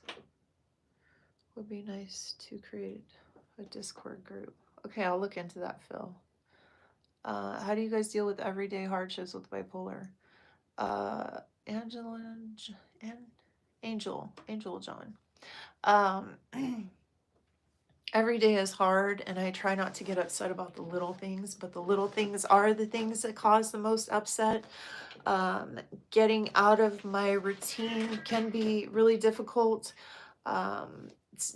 It's really important for people with bipolar disorder to stick to a routine. Routine really helps us. Having a schedule, doing kind of the same thing every day. For me personally, before I go to bed every night, I watch Seinfeld. And I don't even necessarily watch the episode. Usually I'm doing things in the background, like playing on my phone, but it's playing in the background. And for some reason, that gives me so much comfort and happiness before I go to bed. And that's part of my routine. And I would if I were to change that, I would have to replace it with something else. Yeah, Janet says stay on medication and never go off. Yes, that is what we need to do. Yep, Phil said mania is like taking Coke until you lose grip of reality, then it gets bad. Absolutely. If you have never done cocaine, then you probably don't know how it feels. But if you have, then you know what hypomania feels like, in the sense that you feel like you can do anything and you have all this energy and you're like amped up to do. You pretty much think you're invincible. That's what hypomania is like. Oh,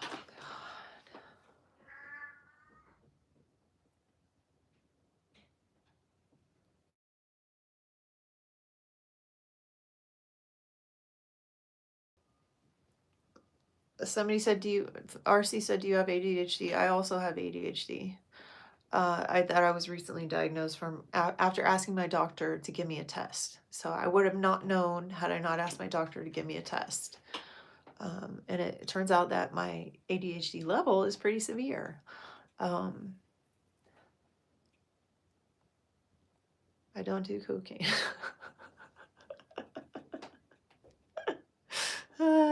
Fox Kilo. That's funny. Dave Horton, are you on meds for it and do they help? Yes, I'm on meds. It saves my life. Medication is the number one thing that you have to do for bipolar disorder. When my husband left, it threw me into eventually losing my job after 23 years. Oh, I'm sorry, Janice.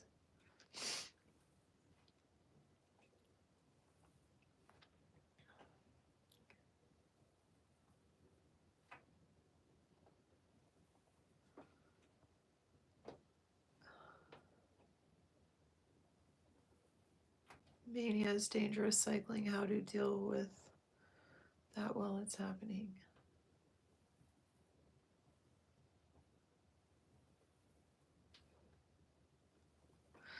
Tyler said he's come off his meds cold turkey multiple times because of losing insurance. Isn't that fun? And that it's been fine except for one medication affects her.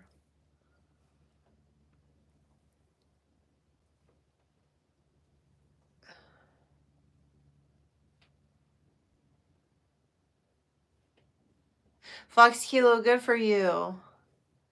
It's very easy for people with psychotic illnesses to end up with drug addictions, and surviving a drug addiction and mental illness is pretty hardcore. So, do you feel moving can be a trigger? Absolutely. Huge changes in life are can facilitate a psychotic episode or manic episode for sure. Travel can facilitate an episode, but moving is definitely can trigger an episode. Thank you, Eric. Are you out of here? I'll see you later.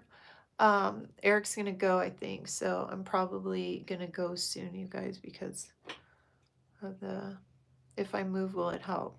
Well, if you move out of Missouri, I don't know what Missouri's like and how you feel about it there.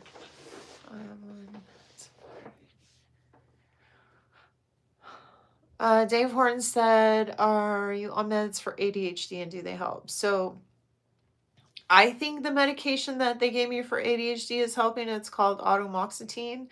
I think it's helping, but my husband does not. I still have some trouble focusing, but where it does help me is that the problem with ADHD is it makes it very difficult for people to change tasks. If you're doing a task and you stop doing that task and you go to another task, then it can be really traumatic to switch. It can be really hard for you to come back to the original task and not feel flustered or whatever.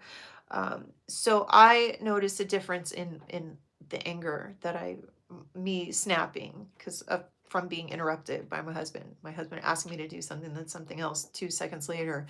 I don't blow up anymore. I'm able to manage those two tasks in my brain separately. So I do think it's helping in that way.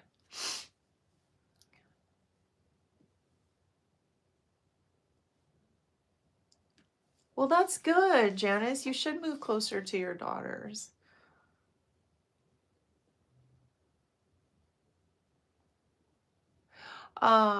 So is Seroquel good? I'm on it and I don't know what to think. I just don't move much anymore.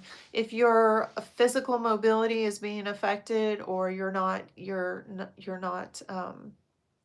feeling like yourself, you shouldn't feel that way on a medication. So it's probably a good idea to talk to your doctor about switching it up to a different one.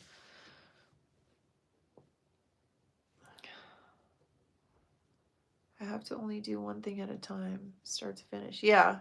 So, yeah, I multitask my whole life doing stuff, but it is probably not a good thing because they say you can't do anything.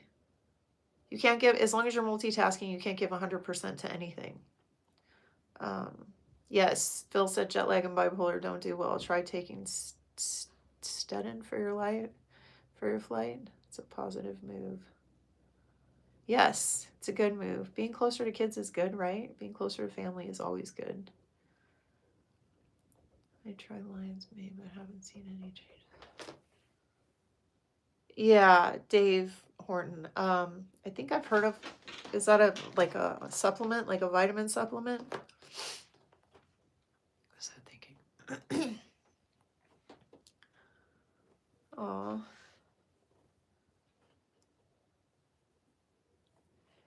I'm lucky in that most of my family lives close by. Oh my God, I'm so sorry for your loss. Oh, I'm so sorry. So I'm really afraid to change meds and try different meds, but I have to do it. I have to remind myself that I was afraid to try the medication that I'm on now and it worked and nothing bad happened. So, but it's something's going to work. You're going to find the right thing. Just stay positive and keep note of any side effects that you might be feeling. And it does get better. Things do get better. It's not always going to suck. Like your mind can sometimes tell you that things are never going to get better and that it's always going to suck, but that's not true.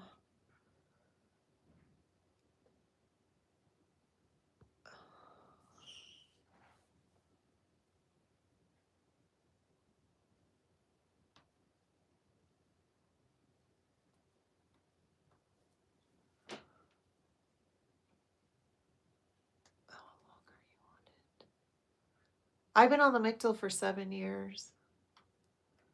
So I don't know if that was a question for me or something else. Charles, my trilithium. I know that I have a friend who's on lithium. It's been amazing for her. Yes.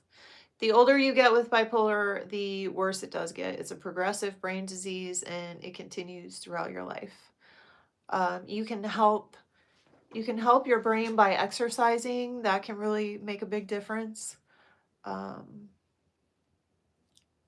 get my medication from a regular doctor. I don't think I can speak to a therapist. So if you guys don't have options for therapy, or your insurance doesn't pay for therapy, or you can't find a therapist in your area, you can go online to NAMI, N-A-M-I. Just type it in Google in all capital letters, and it is a resource for people with mental illness, and they have on their group meetings, and I think some of them can be done online. So I think you might be able to go to group meetings for mental struggles that you're having and talk to other people with the same issues. I know when I was sick and on the street and stuff, my husband went to NAMI meetings, and he went to a couple. He said they were really sad. But they do help people going to NAMI meetings.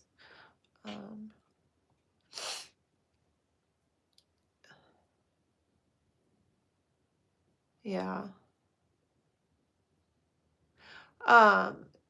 Charles, I think you should see if you can get to a therapist and a psychiatrist. Not a primary physician, a psychiatrist, somebody that actually works with mental illness and mental health disorders.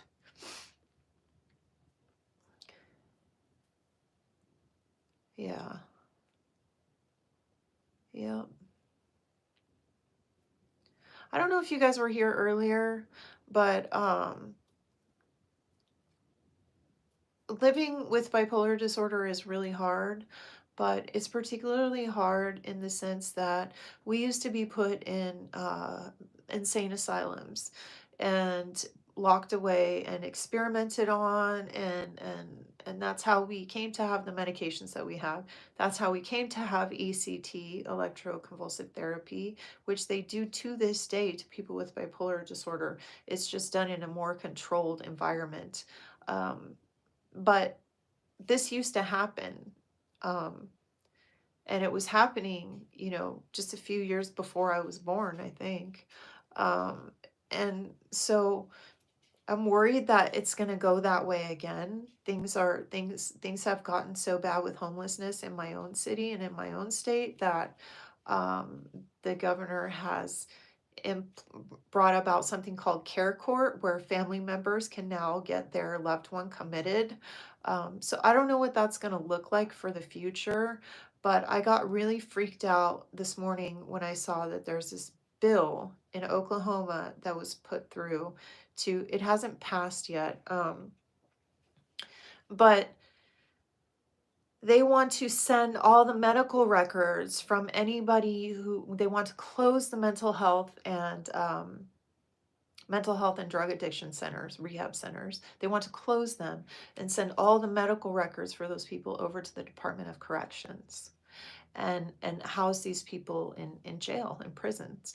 So that really freaks me out, because typically when one state does something, other states follow suit. So I stuff like that really scares me. Yeah.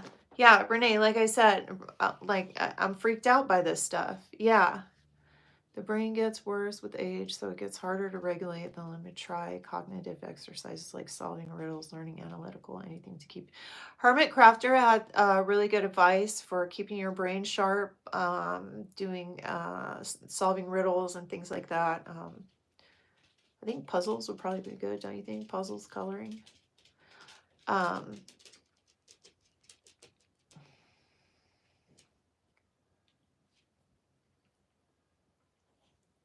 well, how is it in Canada? Like, I thought Canada had really good mental health care, and like, I thought Canada was really good for mental illness. What do you can you elaborate, Janice?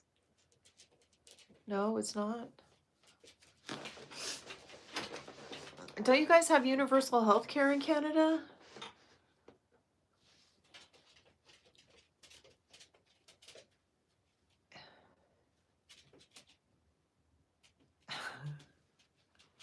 Yes, like Charles said, you can get a tattoo on your hand to calm you down.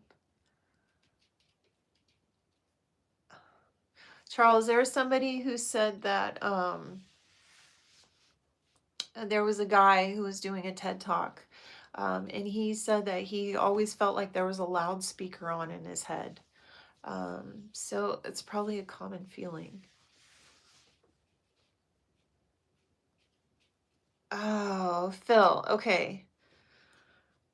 So Phil's asking about Kanye. So apparently Kanye sold some shirts with swastikas on them during the Super Bowl.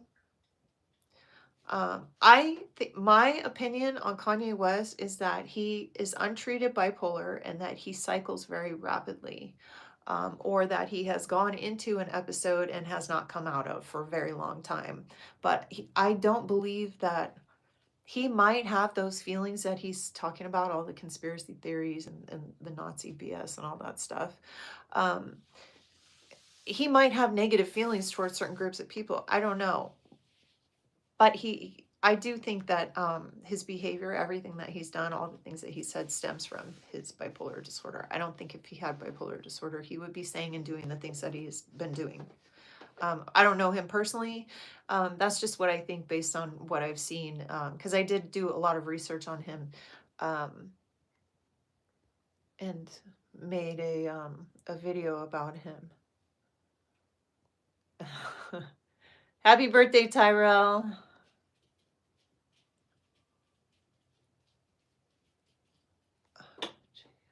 Okay, so it's just a revolving paperwork and there's so much stigma. I was learning about healthcare in Canada. Okay.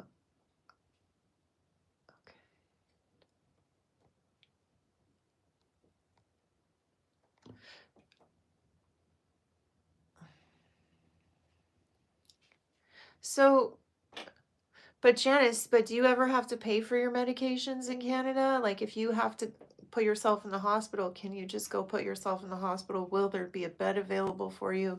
Like, because here in the United States, like we have to pay for everything. There are people who don't have insurance, who have government type insurance.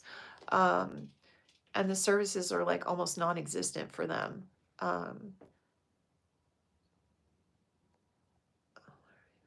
I'm in California.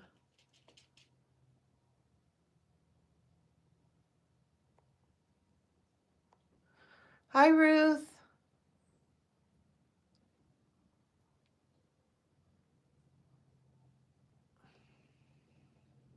Well, I'm glad you got off the meds. Sorry you were misdiagnosed. What's bipolar?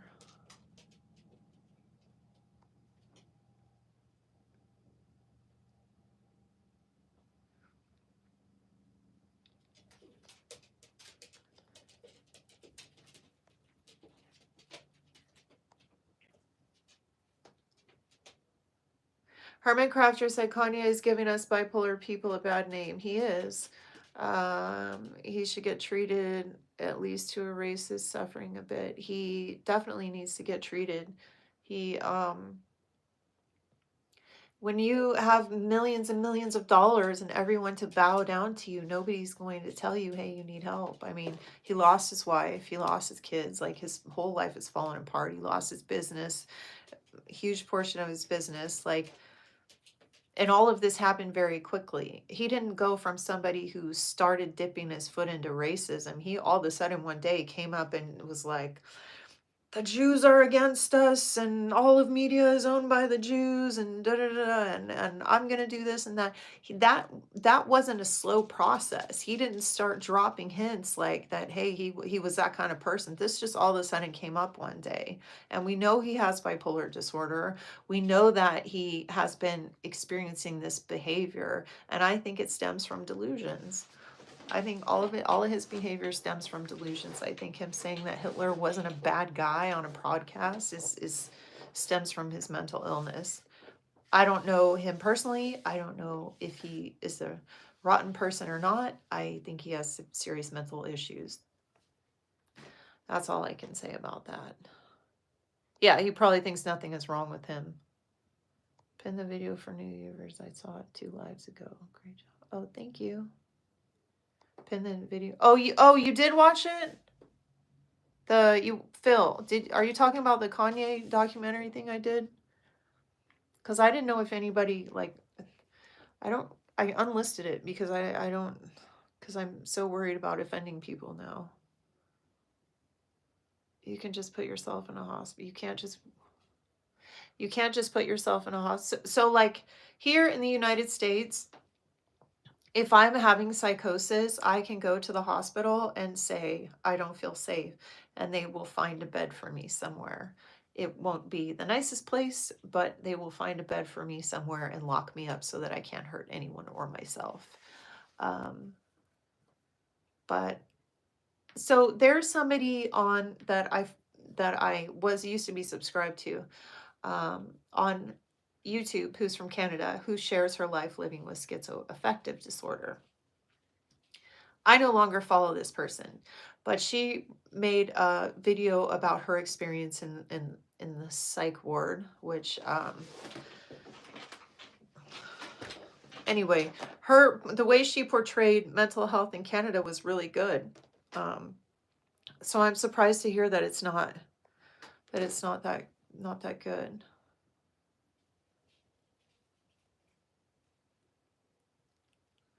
Yeah, Kanye West is it's sad. It's sad what's happening to him. It's sad what happened to all the people that he affected, because his words affect people. Like, he affected a huge group of people, like the entire Jewish community at large. Um, there were people holding banners over the LA freeways saying racist stuff right after he said that. There were people all over the internet saying weird shit like, I'm with Kanye. So that's a perfect example of how people with bipolar disorder can do things that they would never ever do otherwise, and that they do things that hurt people, and these things we can't come back from. Like, he'll never be able, like my dream is that one day Kanye West wakes up and says, you know what, forget this shit. Like, I'm going to talk about my bipolar. I'm going to explain it to everyone. I'm going to make this stigma stop. I'm going to make people stop hating me and understand that I hope one day he wakes up and gets there. I hope the same thing happens for Britney Spears, but it takes years. And in the position that they're both in with the media and the constant attention, that makes it so much worse and so much harder. I remember when I was in psychosis, I thought everyone was looking at me. I thought I was famous, right? And I thought everyone was staring at me. And it was the most terrifying feeling in the world to be watched by all these people like an object. It was horrible, horrible, horrible, horrible. And I think I had that experience where I thought I was famous, not only because of delusions of grandeur, but because I feel so much empathy for people who are in positions of power, who are celebrities, because I don't think it's fair the way people treat them.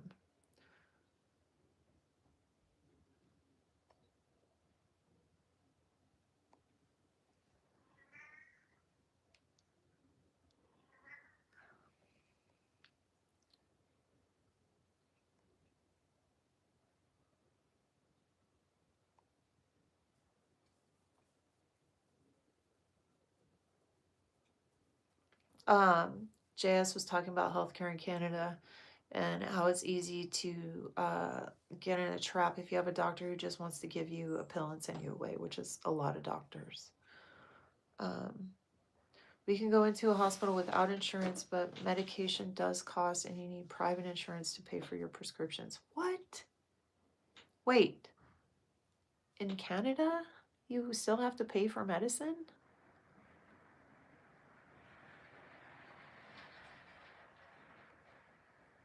I thought everything was paid for.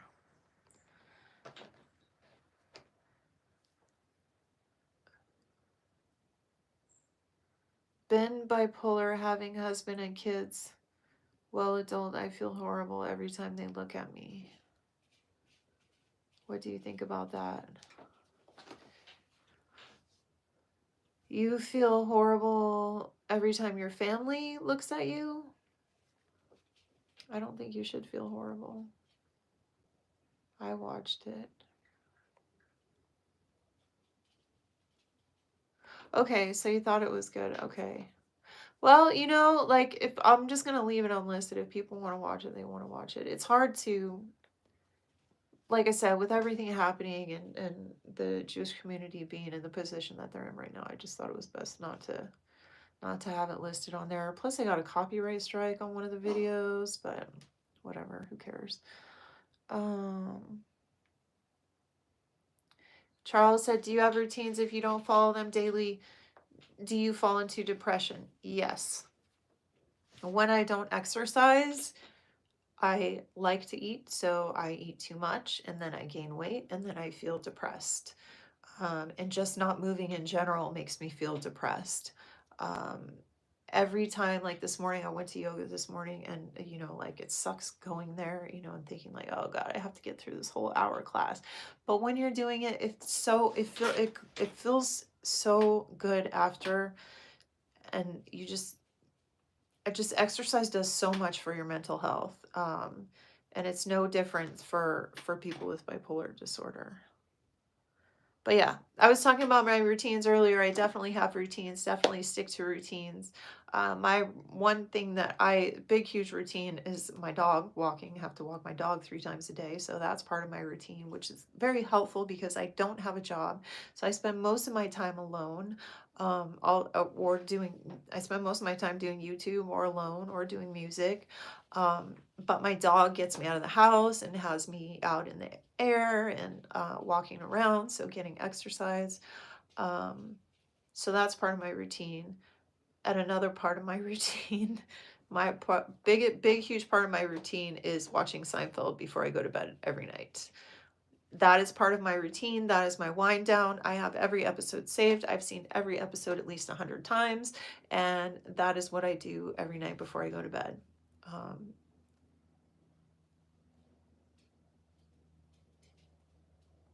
Phil, that is my dream. He said he can come back. He can come back, and he could use his platform to educate people when he recovers. That is my dream for Kanye West. I don't think that will ever happen, but I will always have that hope in my heart. Yeah, absolutely. But here's the thing: they could influence the world in a positive way because they are rich. I love Selena Gomez. Like, I love her. She's amazing. She has bipolar. She's talked about bipolar in her documentary. She talked about bipolar. But she has a net worth of over $1 billion. So she has millions of dollars that she could be giving to bipolar disorder research. And you know, it's her right if she wants to be a billionaire. She can be a billionaire like all the other billionaires. But when you're in a position of power and you have the power to help people, I think it would be cool if you did. So I think there's a lot of ways that both Kanye West and Britney Spears and Selena Gomez could help the bipolar community at large. And I think Selena Gomez does have an organization that she works for that helps bipolar disorder. I just don't think she's handing out millions of dollars for research.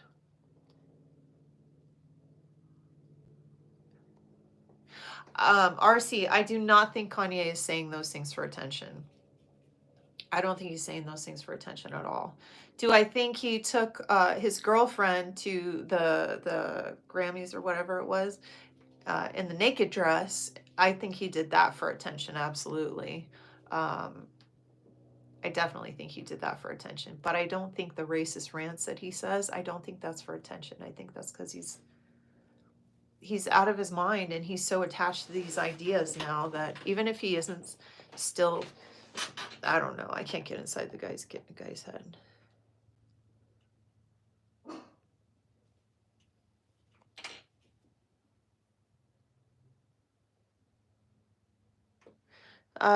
So it's very complicated in Canada. I'm untangling my experience and what was done to my mother. The most important thing about mental illness is not express your personal experience as fact. What do you feel is the best advice when moving so you don't get too upset? I think best advice when moving so you don't get too upset, I would make a schedule, because moving is so overwhelming. So I would make a schedule for like from 12 to 4 I'm going to only pack clothes, and then from 4 to 6 I'm going to eat dinner and chill out, and then from 6 to 8 I'm gonna pack all my books or whatever, like I would do something like that. And then make sure that you have enough sleep. Schedule any time that you're leaving. And like if you're driving across country or anything, make sure that you are making the stops to sleep, because you cannot go without sleep. And be careful of crossing over time zones.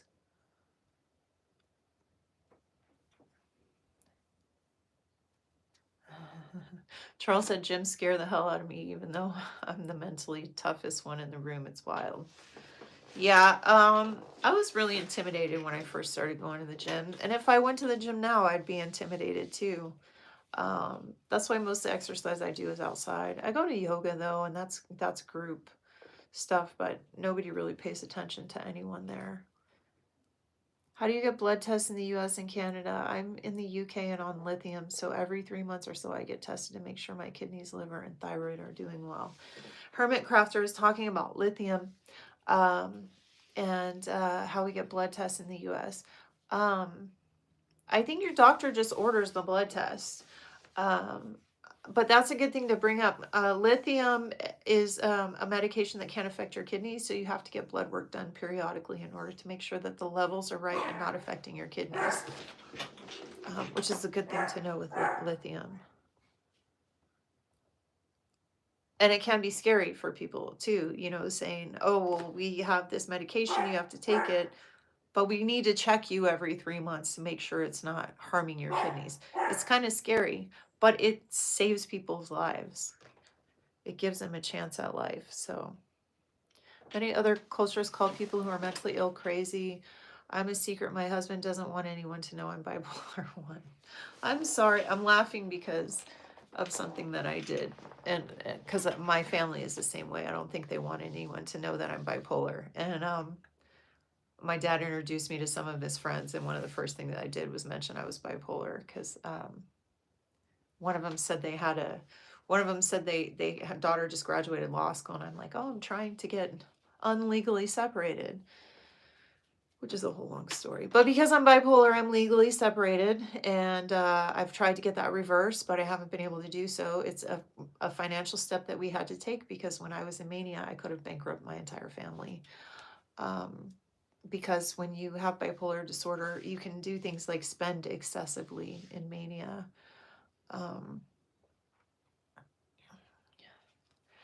There still is a huge stigma attached to bipolar disorder, and I think that the only way that you can get up beyond that is just keep talking about it and keep trying to explain it to people. With you said it's your husband doesn't want anybody to know. I don't know how to. I guess you could educate him, maybe get some books or watch some programs together that maybe, might, they could watch Shameless together, to where he sees it more in a where he sees sees it happening to somebody else and not you. You know, like, so if you can watch Shameless and find Ian Gallagher's character, that would be really helpful probably for him to see.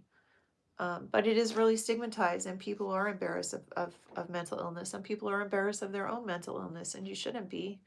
You don't see people with diabetes going around embarrassed of their diabetes. You don't see people with like brain tumors walking around saying, I'm embarrassed because I'm embarrassed to say I have a brain tumor. And a lot of times too, like I'll tell people, because it will make better sense to them, I won't say I'm bipolar. I'll say I have a brain disorder, because I do. I have a brain disorder. But when you say I have a brain disorder, then they think of it as a physical thing. They're like, oh, brain organ problem. But if you say I have bipolar, then sometimes people, oh, she's crazy. She's she blows up on people. She's bipolar. She says and does weird things. I tell myself to go and I see many cars and I change my mind. Oh, to the gym. Yeah, even 20 minutes a day of walking is good for your mental health. Who am I? I'm Steph. I have bipolar disorder type 1, and I have a YouTube channel where I talk about my life living with bipolar disorder. And I've been doing these lives for a little bit because they're fun talking to you guys and hanging out.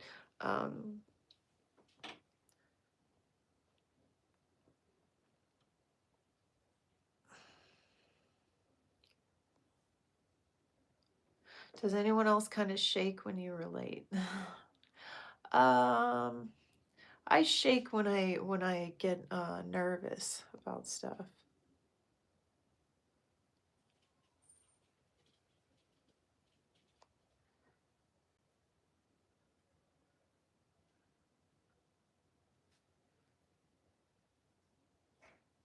So, Amy Loverick, thank you for caring about your brother enough to want to research and learn about bipolar disorder.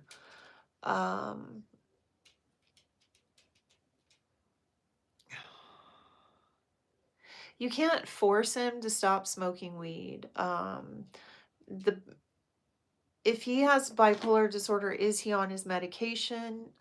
That would be the most important thing. I would like forget about the weed smoking for a while and focus on, is he taking medication? If he's taking medication, and if he's trying to get better. But weed is very bad. It can cause you to go into mania, and somebody who, it can be extremely frustrating for a loved one watching someone that they love resort to drugs instead of getting the help that they need. But it is very common. It's a coping mechanism, looking to self-medicate. And it is, it's hard to know what to say. But once he gets on medication, he will be better. The best thing that I think I could tell you is try to see the symptoms rather than the person, because you know your brother, right? Like, you know him when he's him, and you know him when he's not him, right? Like, can you tell the difference? Because it's really easy to confuse a person with their symptoms and be really angry at the person. And no, smoking weed is not, it's not a good thing to do for mental health. But he's self-medicating, and if he's there are people who take medication and smoke weed, and they're fine, and that's their experience. And then there are people who cannot smoke marijuana because they will go into psychosis every single time. And then there are people who are using marijuana to self-medicate and not taking medication, and they have to take medication. Like, that's the number one thing. The thing that you have to focus on is getting someone to understand that they have to take medication, which is really, really hard to do. And it's kind of like a personal journey for each person. God, I hate that word, journey. But I love that you're here trying to learn about bipolar and being a supportive sister. And I'm sorry, it's probably extremely hard to deal with your brother. having relapsing and watching someone hurt is really difficult. A lot of people don't know that bipolar disorder is a lot like alcoholism in that it affects the entire family. um, Charles, you should definitely start yoga. It will change your life. You know what you could do is you could start by doing some YouTube videos. Just look up easy yoga flow and try to do YouTube video. It's way more fun in a class because you're stuck there and you can't just like cut out. Um, and there's good teachers, but my night tumor is listening to Seth Meyers. I don't know what it is about his voice, but it puts me to sleep. JS, that's funny. I used to watch a lot of late night show when I was a teenager. I like to watch Jimmy Kimmel on YouTube, his monologue. Yeah, it's, you know what, it sucks to be your family's dirty little secret, doesn't it? Doesn't it suck? Like, that really sucks. That part right there, that sucks. You know, I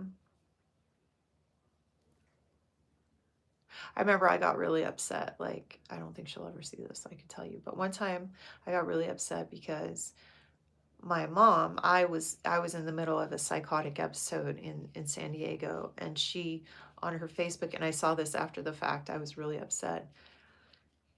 I was out of my mind in the middle of a psychotic episode, but she was posting to her Facebook, "Oh, help my friend who has cancer." But there was nothing on. Somebody even asked, "What are you doing? And where are you at?" Because they posted a picture of them like whale watching or something. And the response was, "We're in LA trying to help Stephanie." But never was there any mention of Stephanie's having a major mental health issue, or never was there a post that's like, "Please pray for my daughter," because she's going through a mental health issue. And it's because people are so afraid of mental illness and being seen as someone with mental illness, or having an imperfect child or imperfect wife or imperfect spouse. um, Part of the stigma that sucks. I told my work that I had similar episodes to my mom that was diagnosed. They were more understanding instead of looking at me like I was crazy for snapping out. That's awesome. Yeah, you can always share your mental illness with your employer too, and tell them, "Hey, I have this. This is," there used to be laws for disability, people with disabilities, but I don't know what's going to happen with those. Um,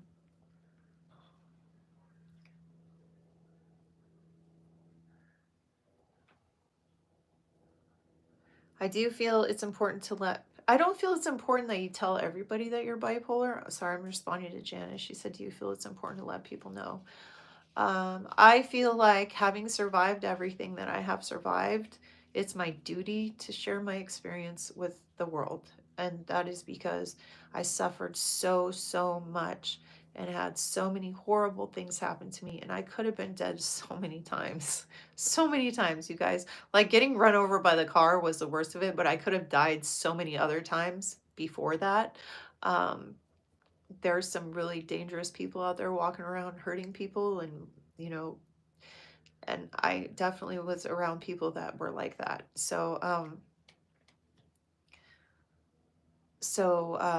I don't know where I'm going with that, but I think it's important to talk about mental illness and let people. I mean, I'm not going to tell every person I meet, but like the other day I went to a doctor for a consultation about something, and they were saying, "Well, why do you feel this way?" And I'm like, "Well, somebody online said XYZ and it really hurt." And where am I going with, keep losing my thought?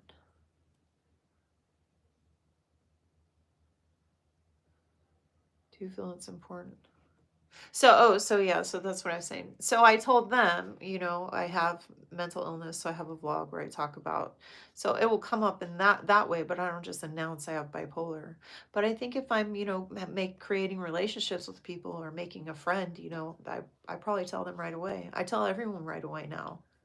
If Because it's who I am, it's part of me, and it's something that I'm trying to get the world to recognize, that we're human people too. Um, Sativa induces psychosis. I don't know. 37, girlfriend broke up abruptly in January, called me a few weeks later, completely manic, went to hospital 17 days. I helped my family find her and get her admitted. Will she always hate me or reach out? I think she'll reach out, but I think you might have to reach out to her, Steve, because she might be too embarrassed. But I would give it some time. Um, so she broke up with you abruptly in January. It's now February. Called me a few weeks later, completely manic. So she called you when she was manic. So that's good. Went to the hospital. I helped family find her and get her admitted. When she needs to, she will realize that that was the right thing and that you helped her and that you did it because you care about her. And she will forgive you.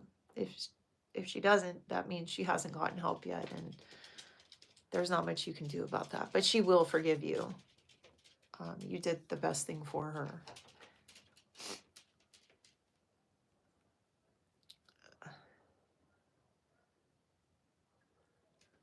So Amy's talking about her brother. She doesn't think he's on medication. He lies and leads down trails that aren't true. It's very difficult on my elderly parents, I can imagine. He's got to take medication.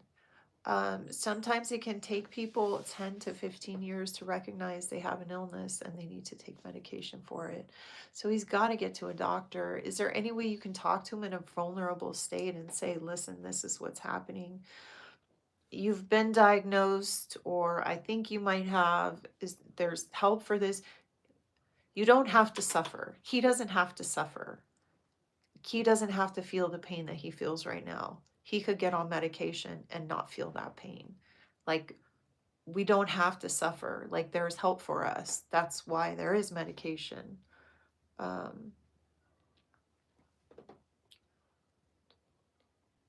Hello from Borderliner. Hi, thank you, Nevin. Can definitely tell sometimes it's like he's possessed. Just want him to look after himself.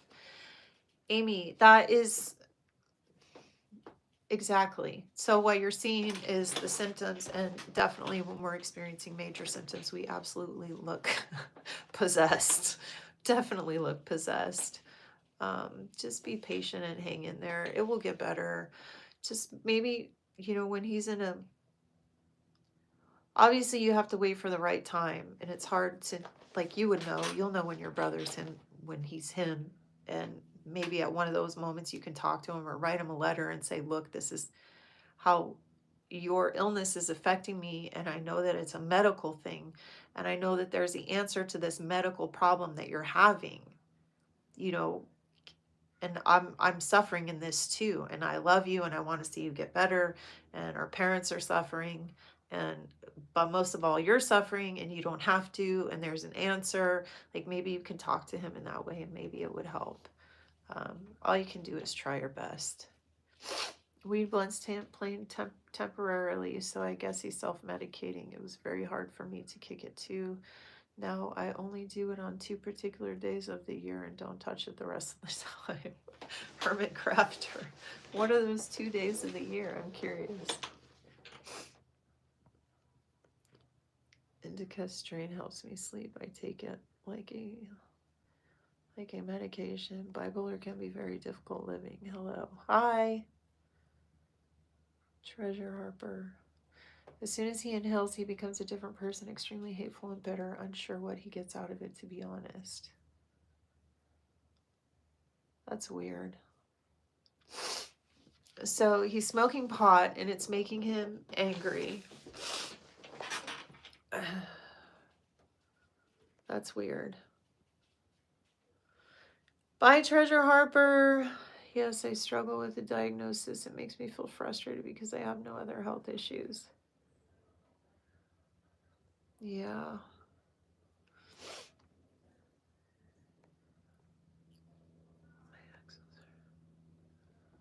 Don't be a thing. Being bipolar is like being autistic or ADHD or any other where the brain forms in a different way. I'm open with my bipolar, and most people don't really care. Most people don't really care.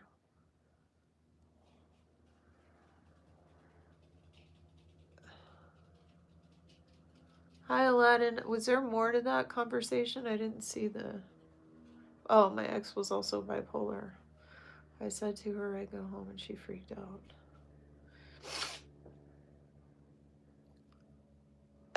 Thank you, Janice.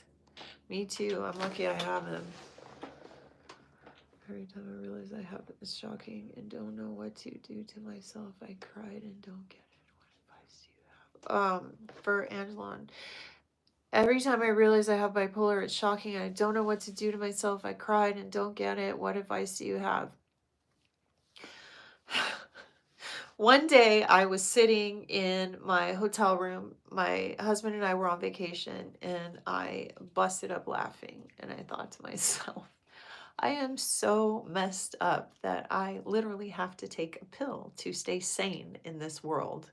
And I thought how funny that was. And I thought how people who don't have mental illness or have other health issues also have to take a pill for a working part in their body.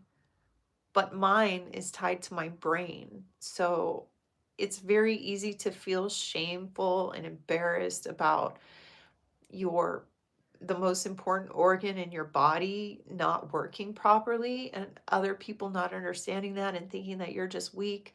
But you have to remind yourself, don't blame yourself for being sick. Don't blame yourself for being sad. Don't hate yourself for things that you've done in psychosis or mania. You can acknowledge those things, but you have to get to a place where you can forgive yourself, because we do a lot of things in psychosis and we end up in this very, very dark place where we are riddled with shame and guilt over the things that we have done and said to people, and it is horrible. And it's really hard to get over. But just, it's just an illness, just like anybody else, you know.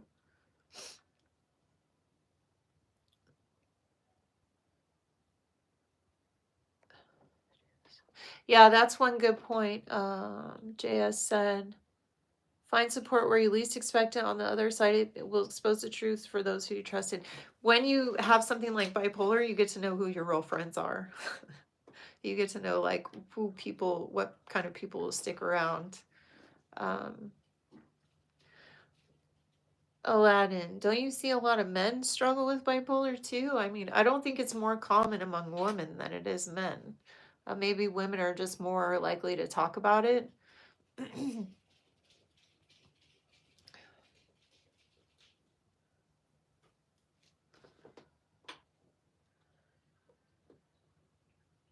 It's a self-forgiveness that's hard to get over. I've said this a whole bunch of times, but I'll say it again. One of the most relieving one of the best feelings I ever had in my one time that I felt the most relief in my life was when I was in group therapy and I was complaining to the counselor about how my family was angry at me for things that I had done in mania and how they wouldn't forgive me. And my counselor said, well, weren't you in psychosis when you did those things? And I said, yeah. And she said, well, that's not your fault. You were in psychosis. They should forgive you. And at that point, that was when I forgave myself. That was when I realized, holy shit, I do have an illness in my brain. It wasn't my fault. I've been beating myself up, hating myself over all of this for so long. And it was my brain the whole time.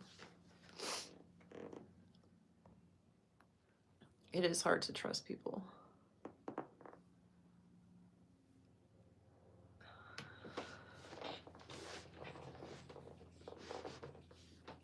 Yeah. Yeah, things like a breakup will always really be hard when you're living with bipolar. I've had so much fun talking to you guys, but I think I'm gonna cut out now because my back is hurting. He just wasn't going to look into why I was upset.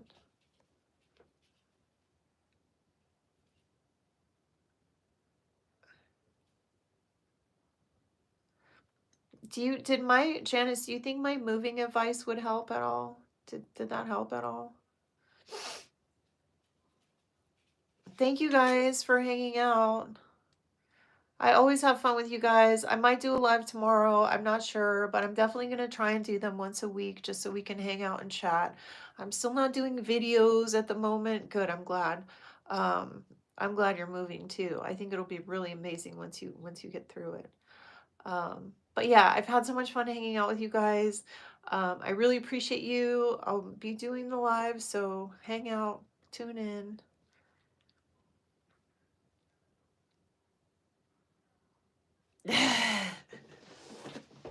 Hermit crafter, that's true.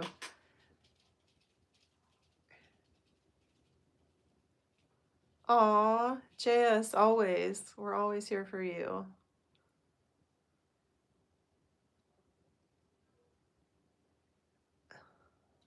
Okay, good. I dropped I dropped the comment? I don't know what that means. About a diagnosis being, oh, you're saying that's who wrote that. Oh, okay, cool. Yeah, that was cool. So, I hope to see you again next time. JS, I'm glad you were here. I'm glad you felt heard. And, April, I'm just heading out, but no, I'm not on I'm not on SSDI. Okay, thank you guys so much. I appreciate you. I will see you next week, and thanks again for tuning in. Bye.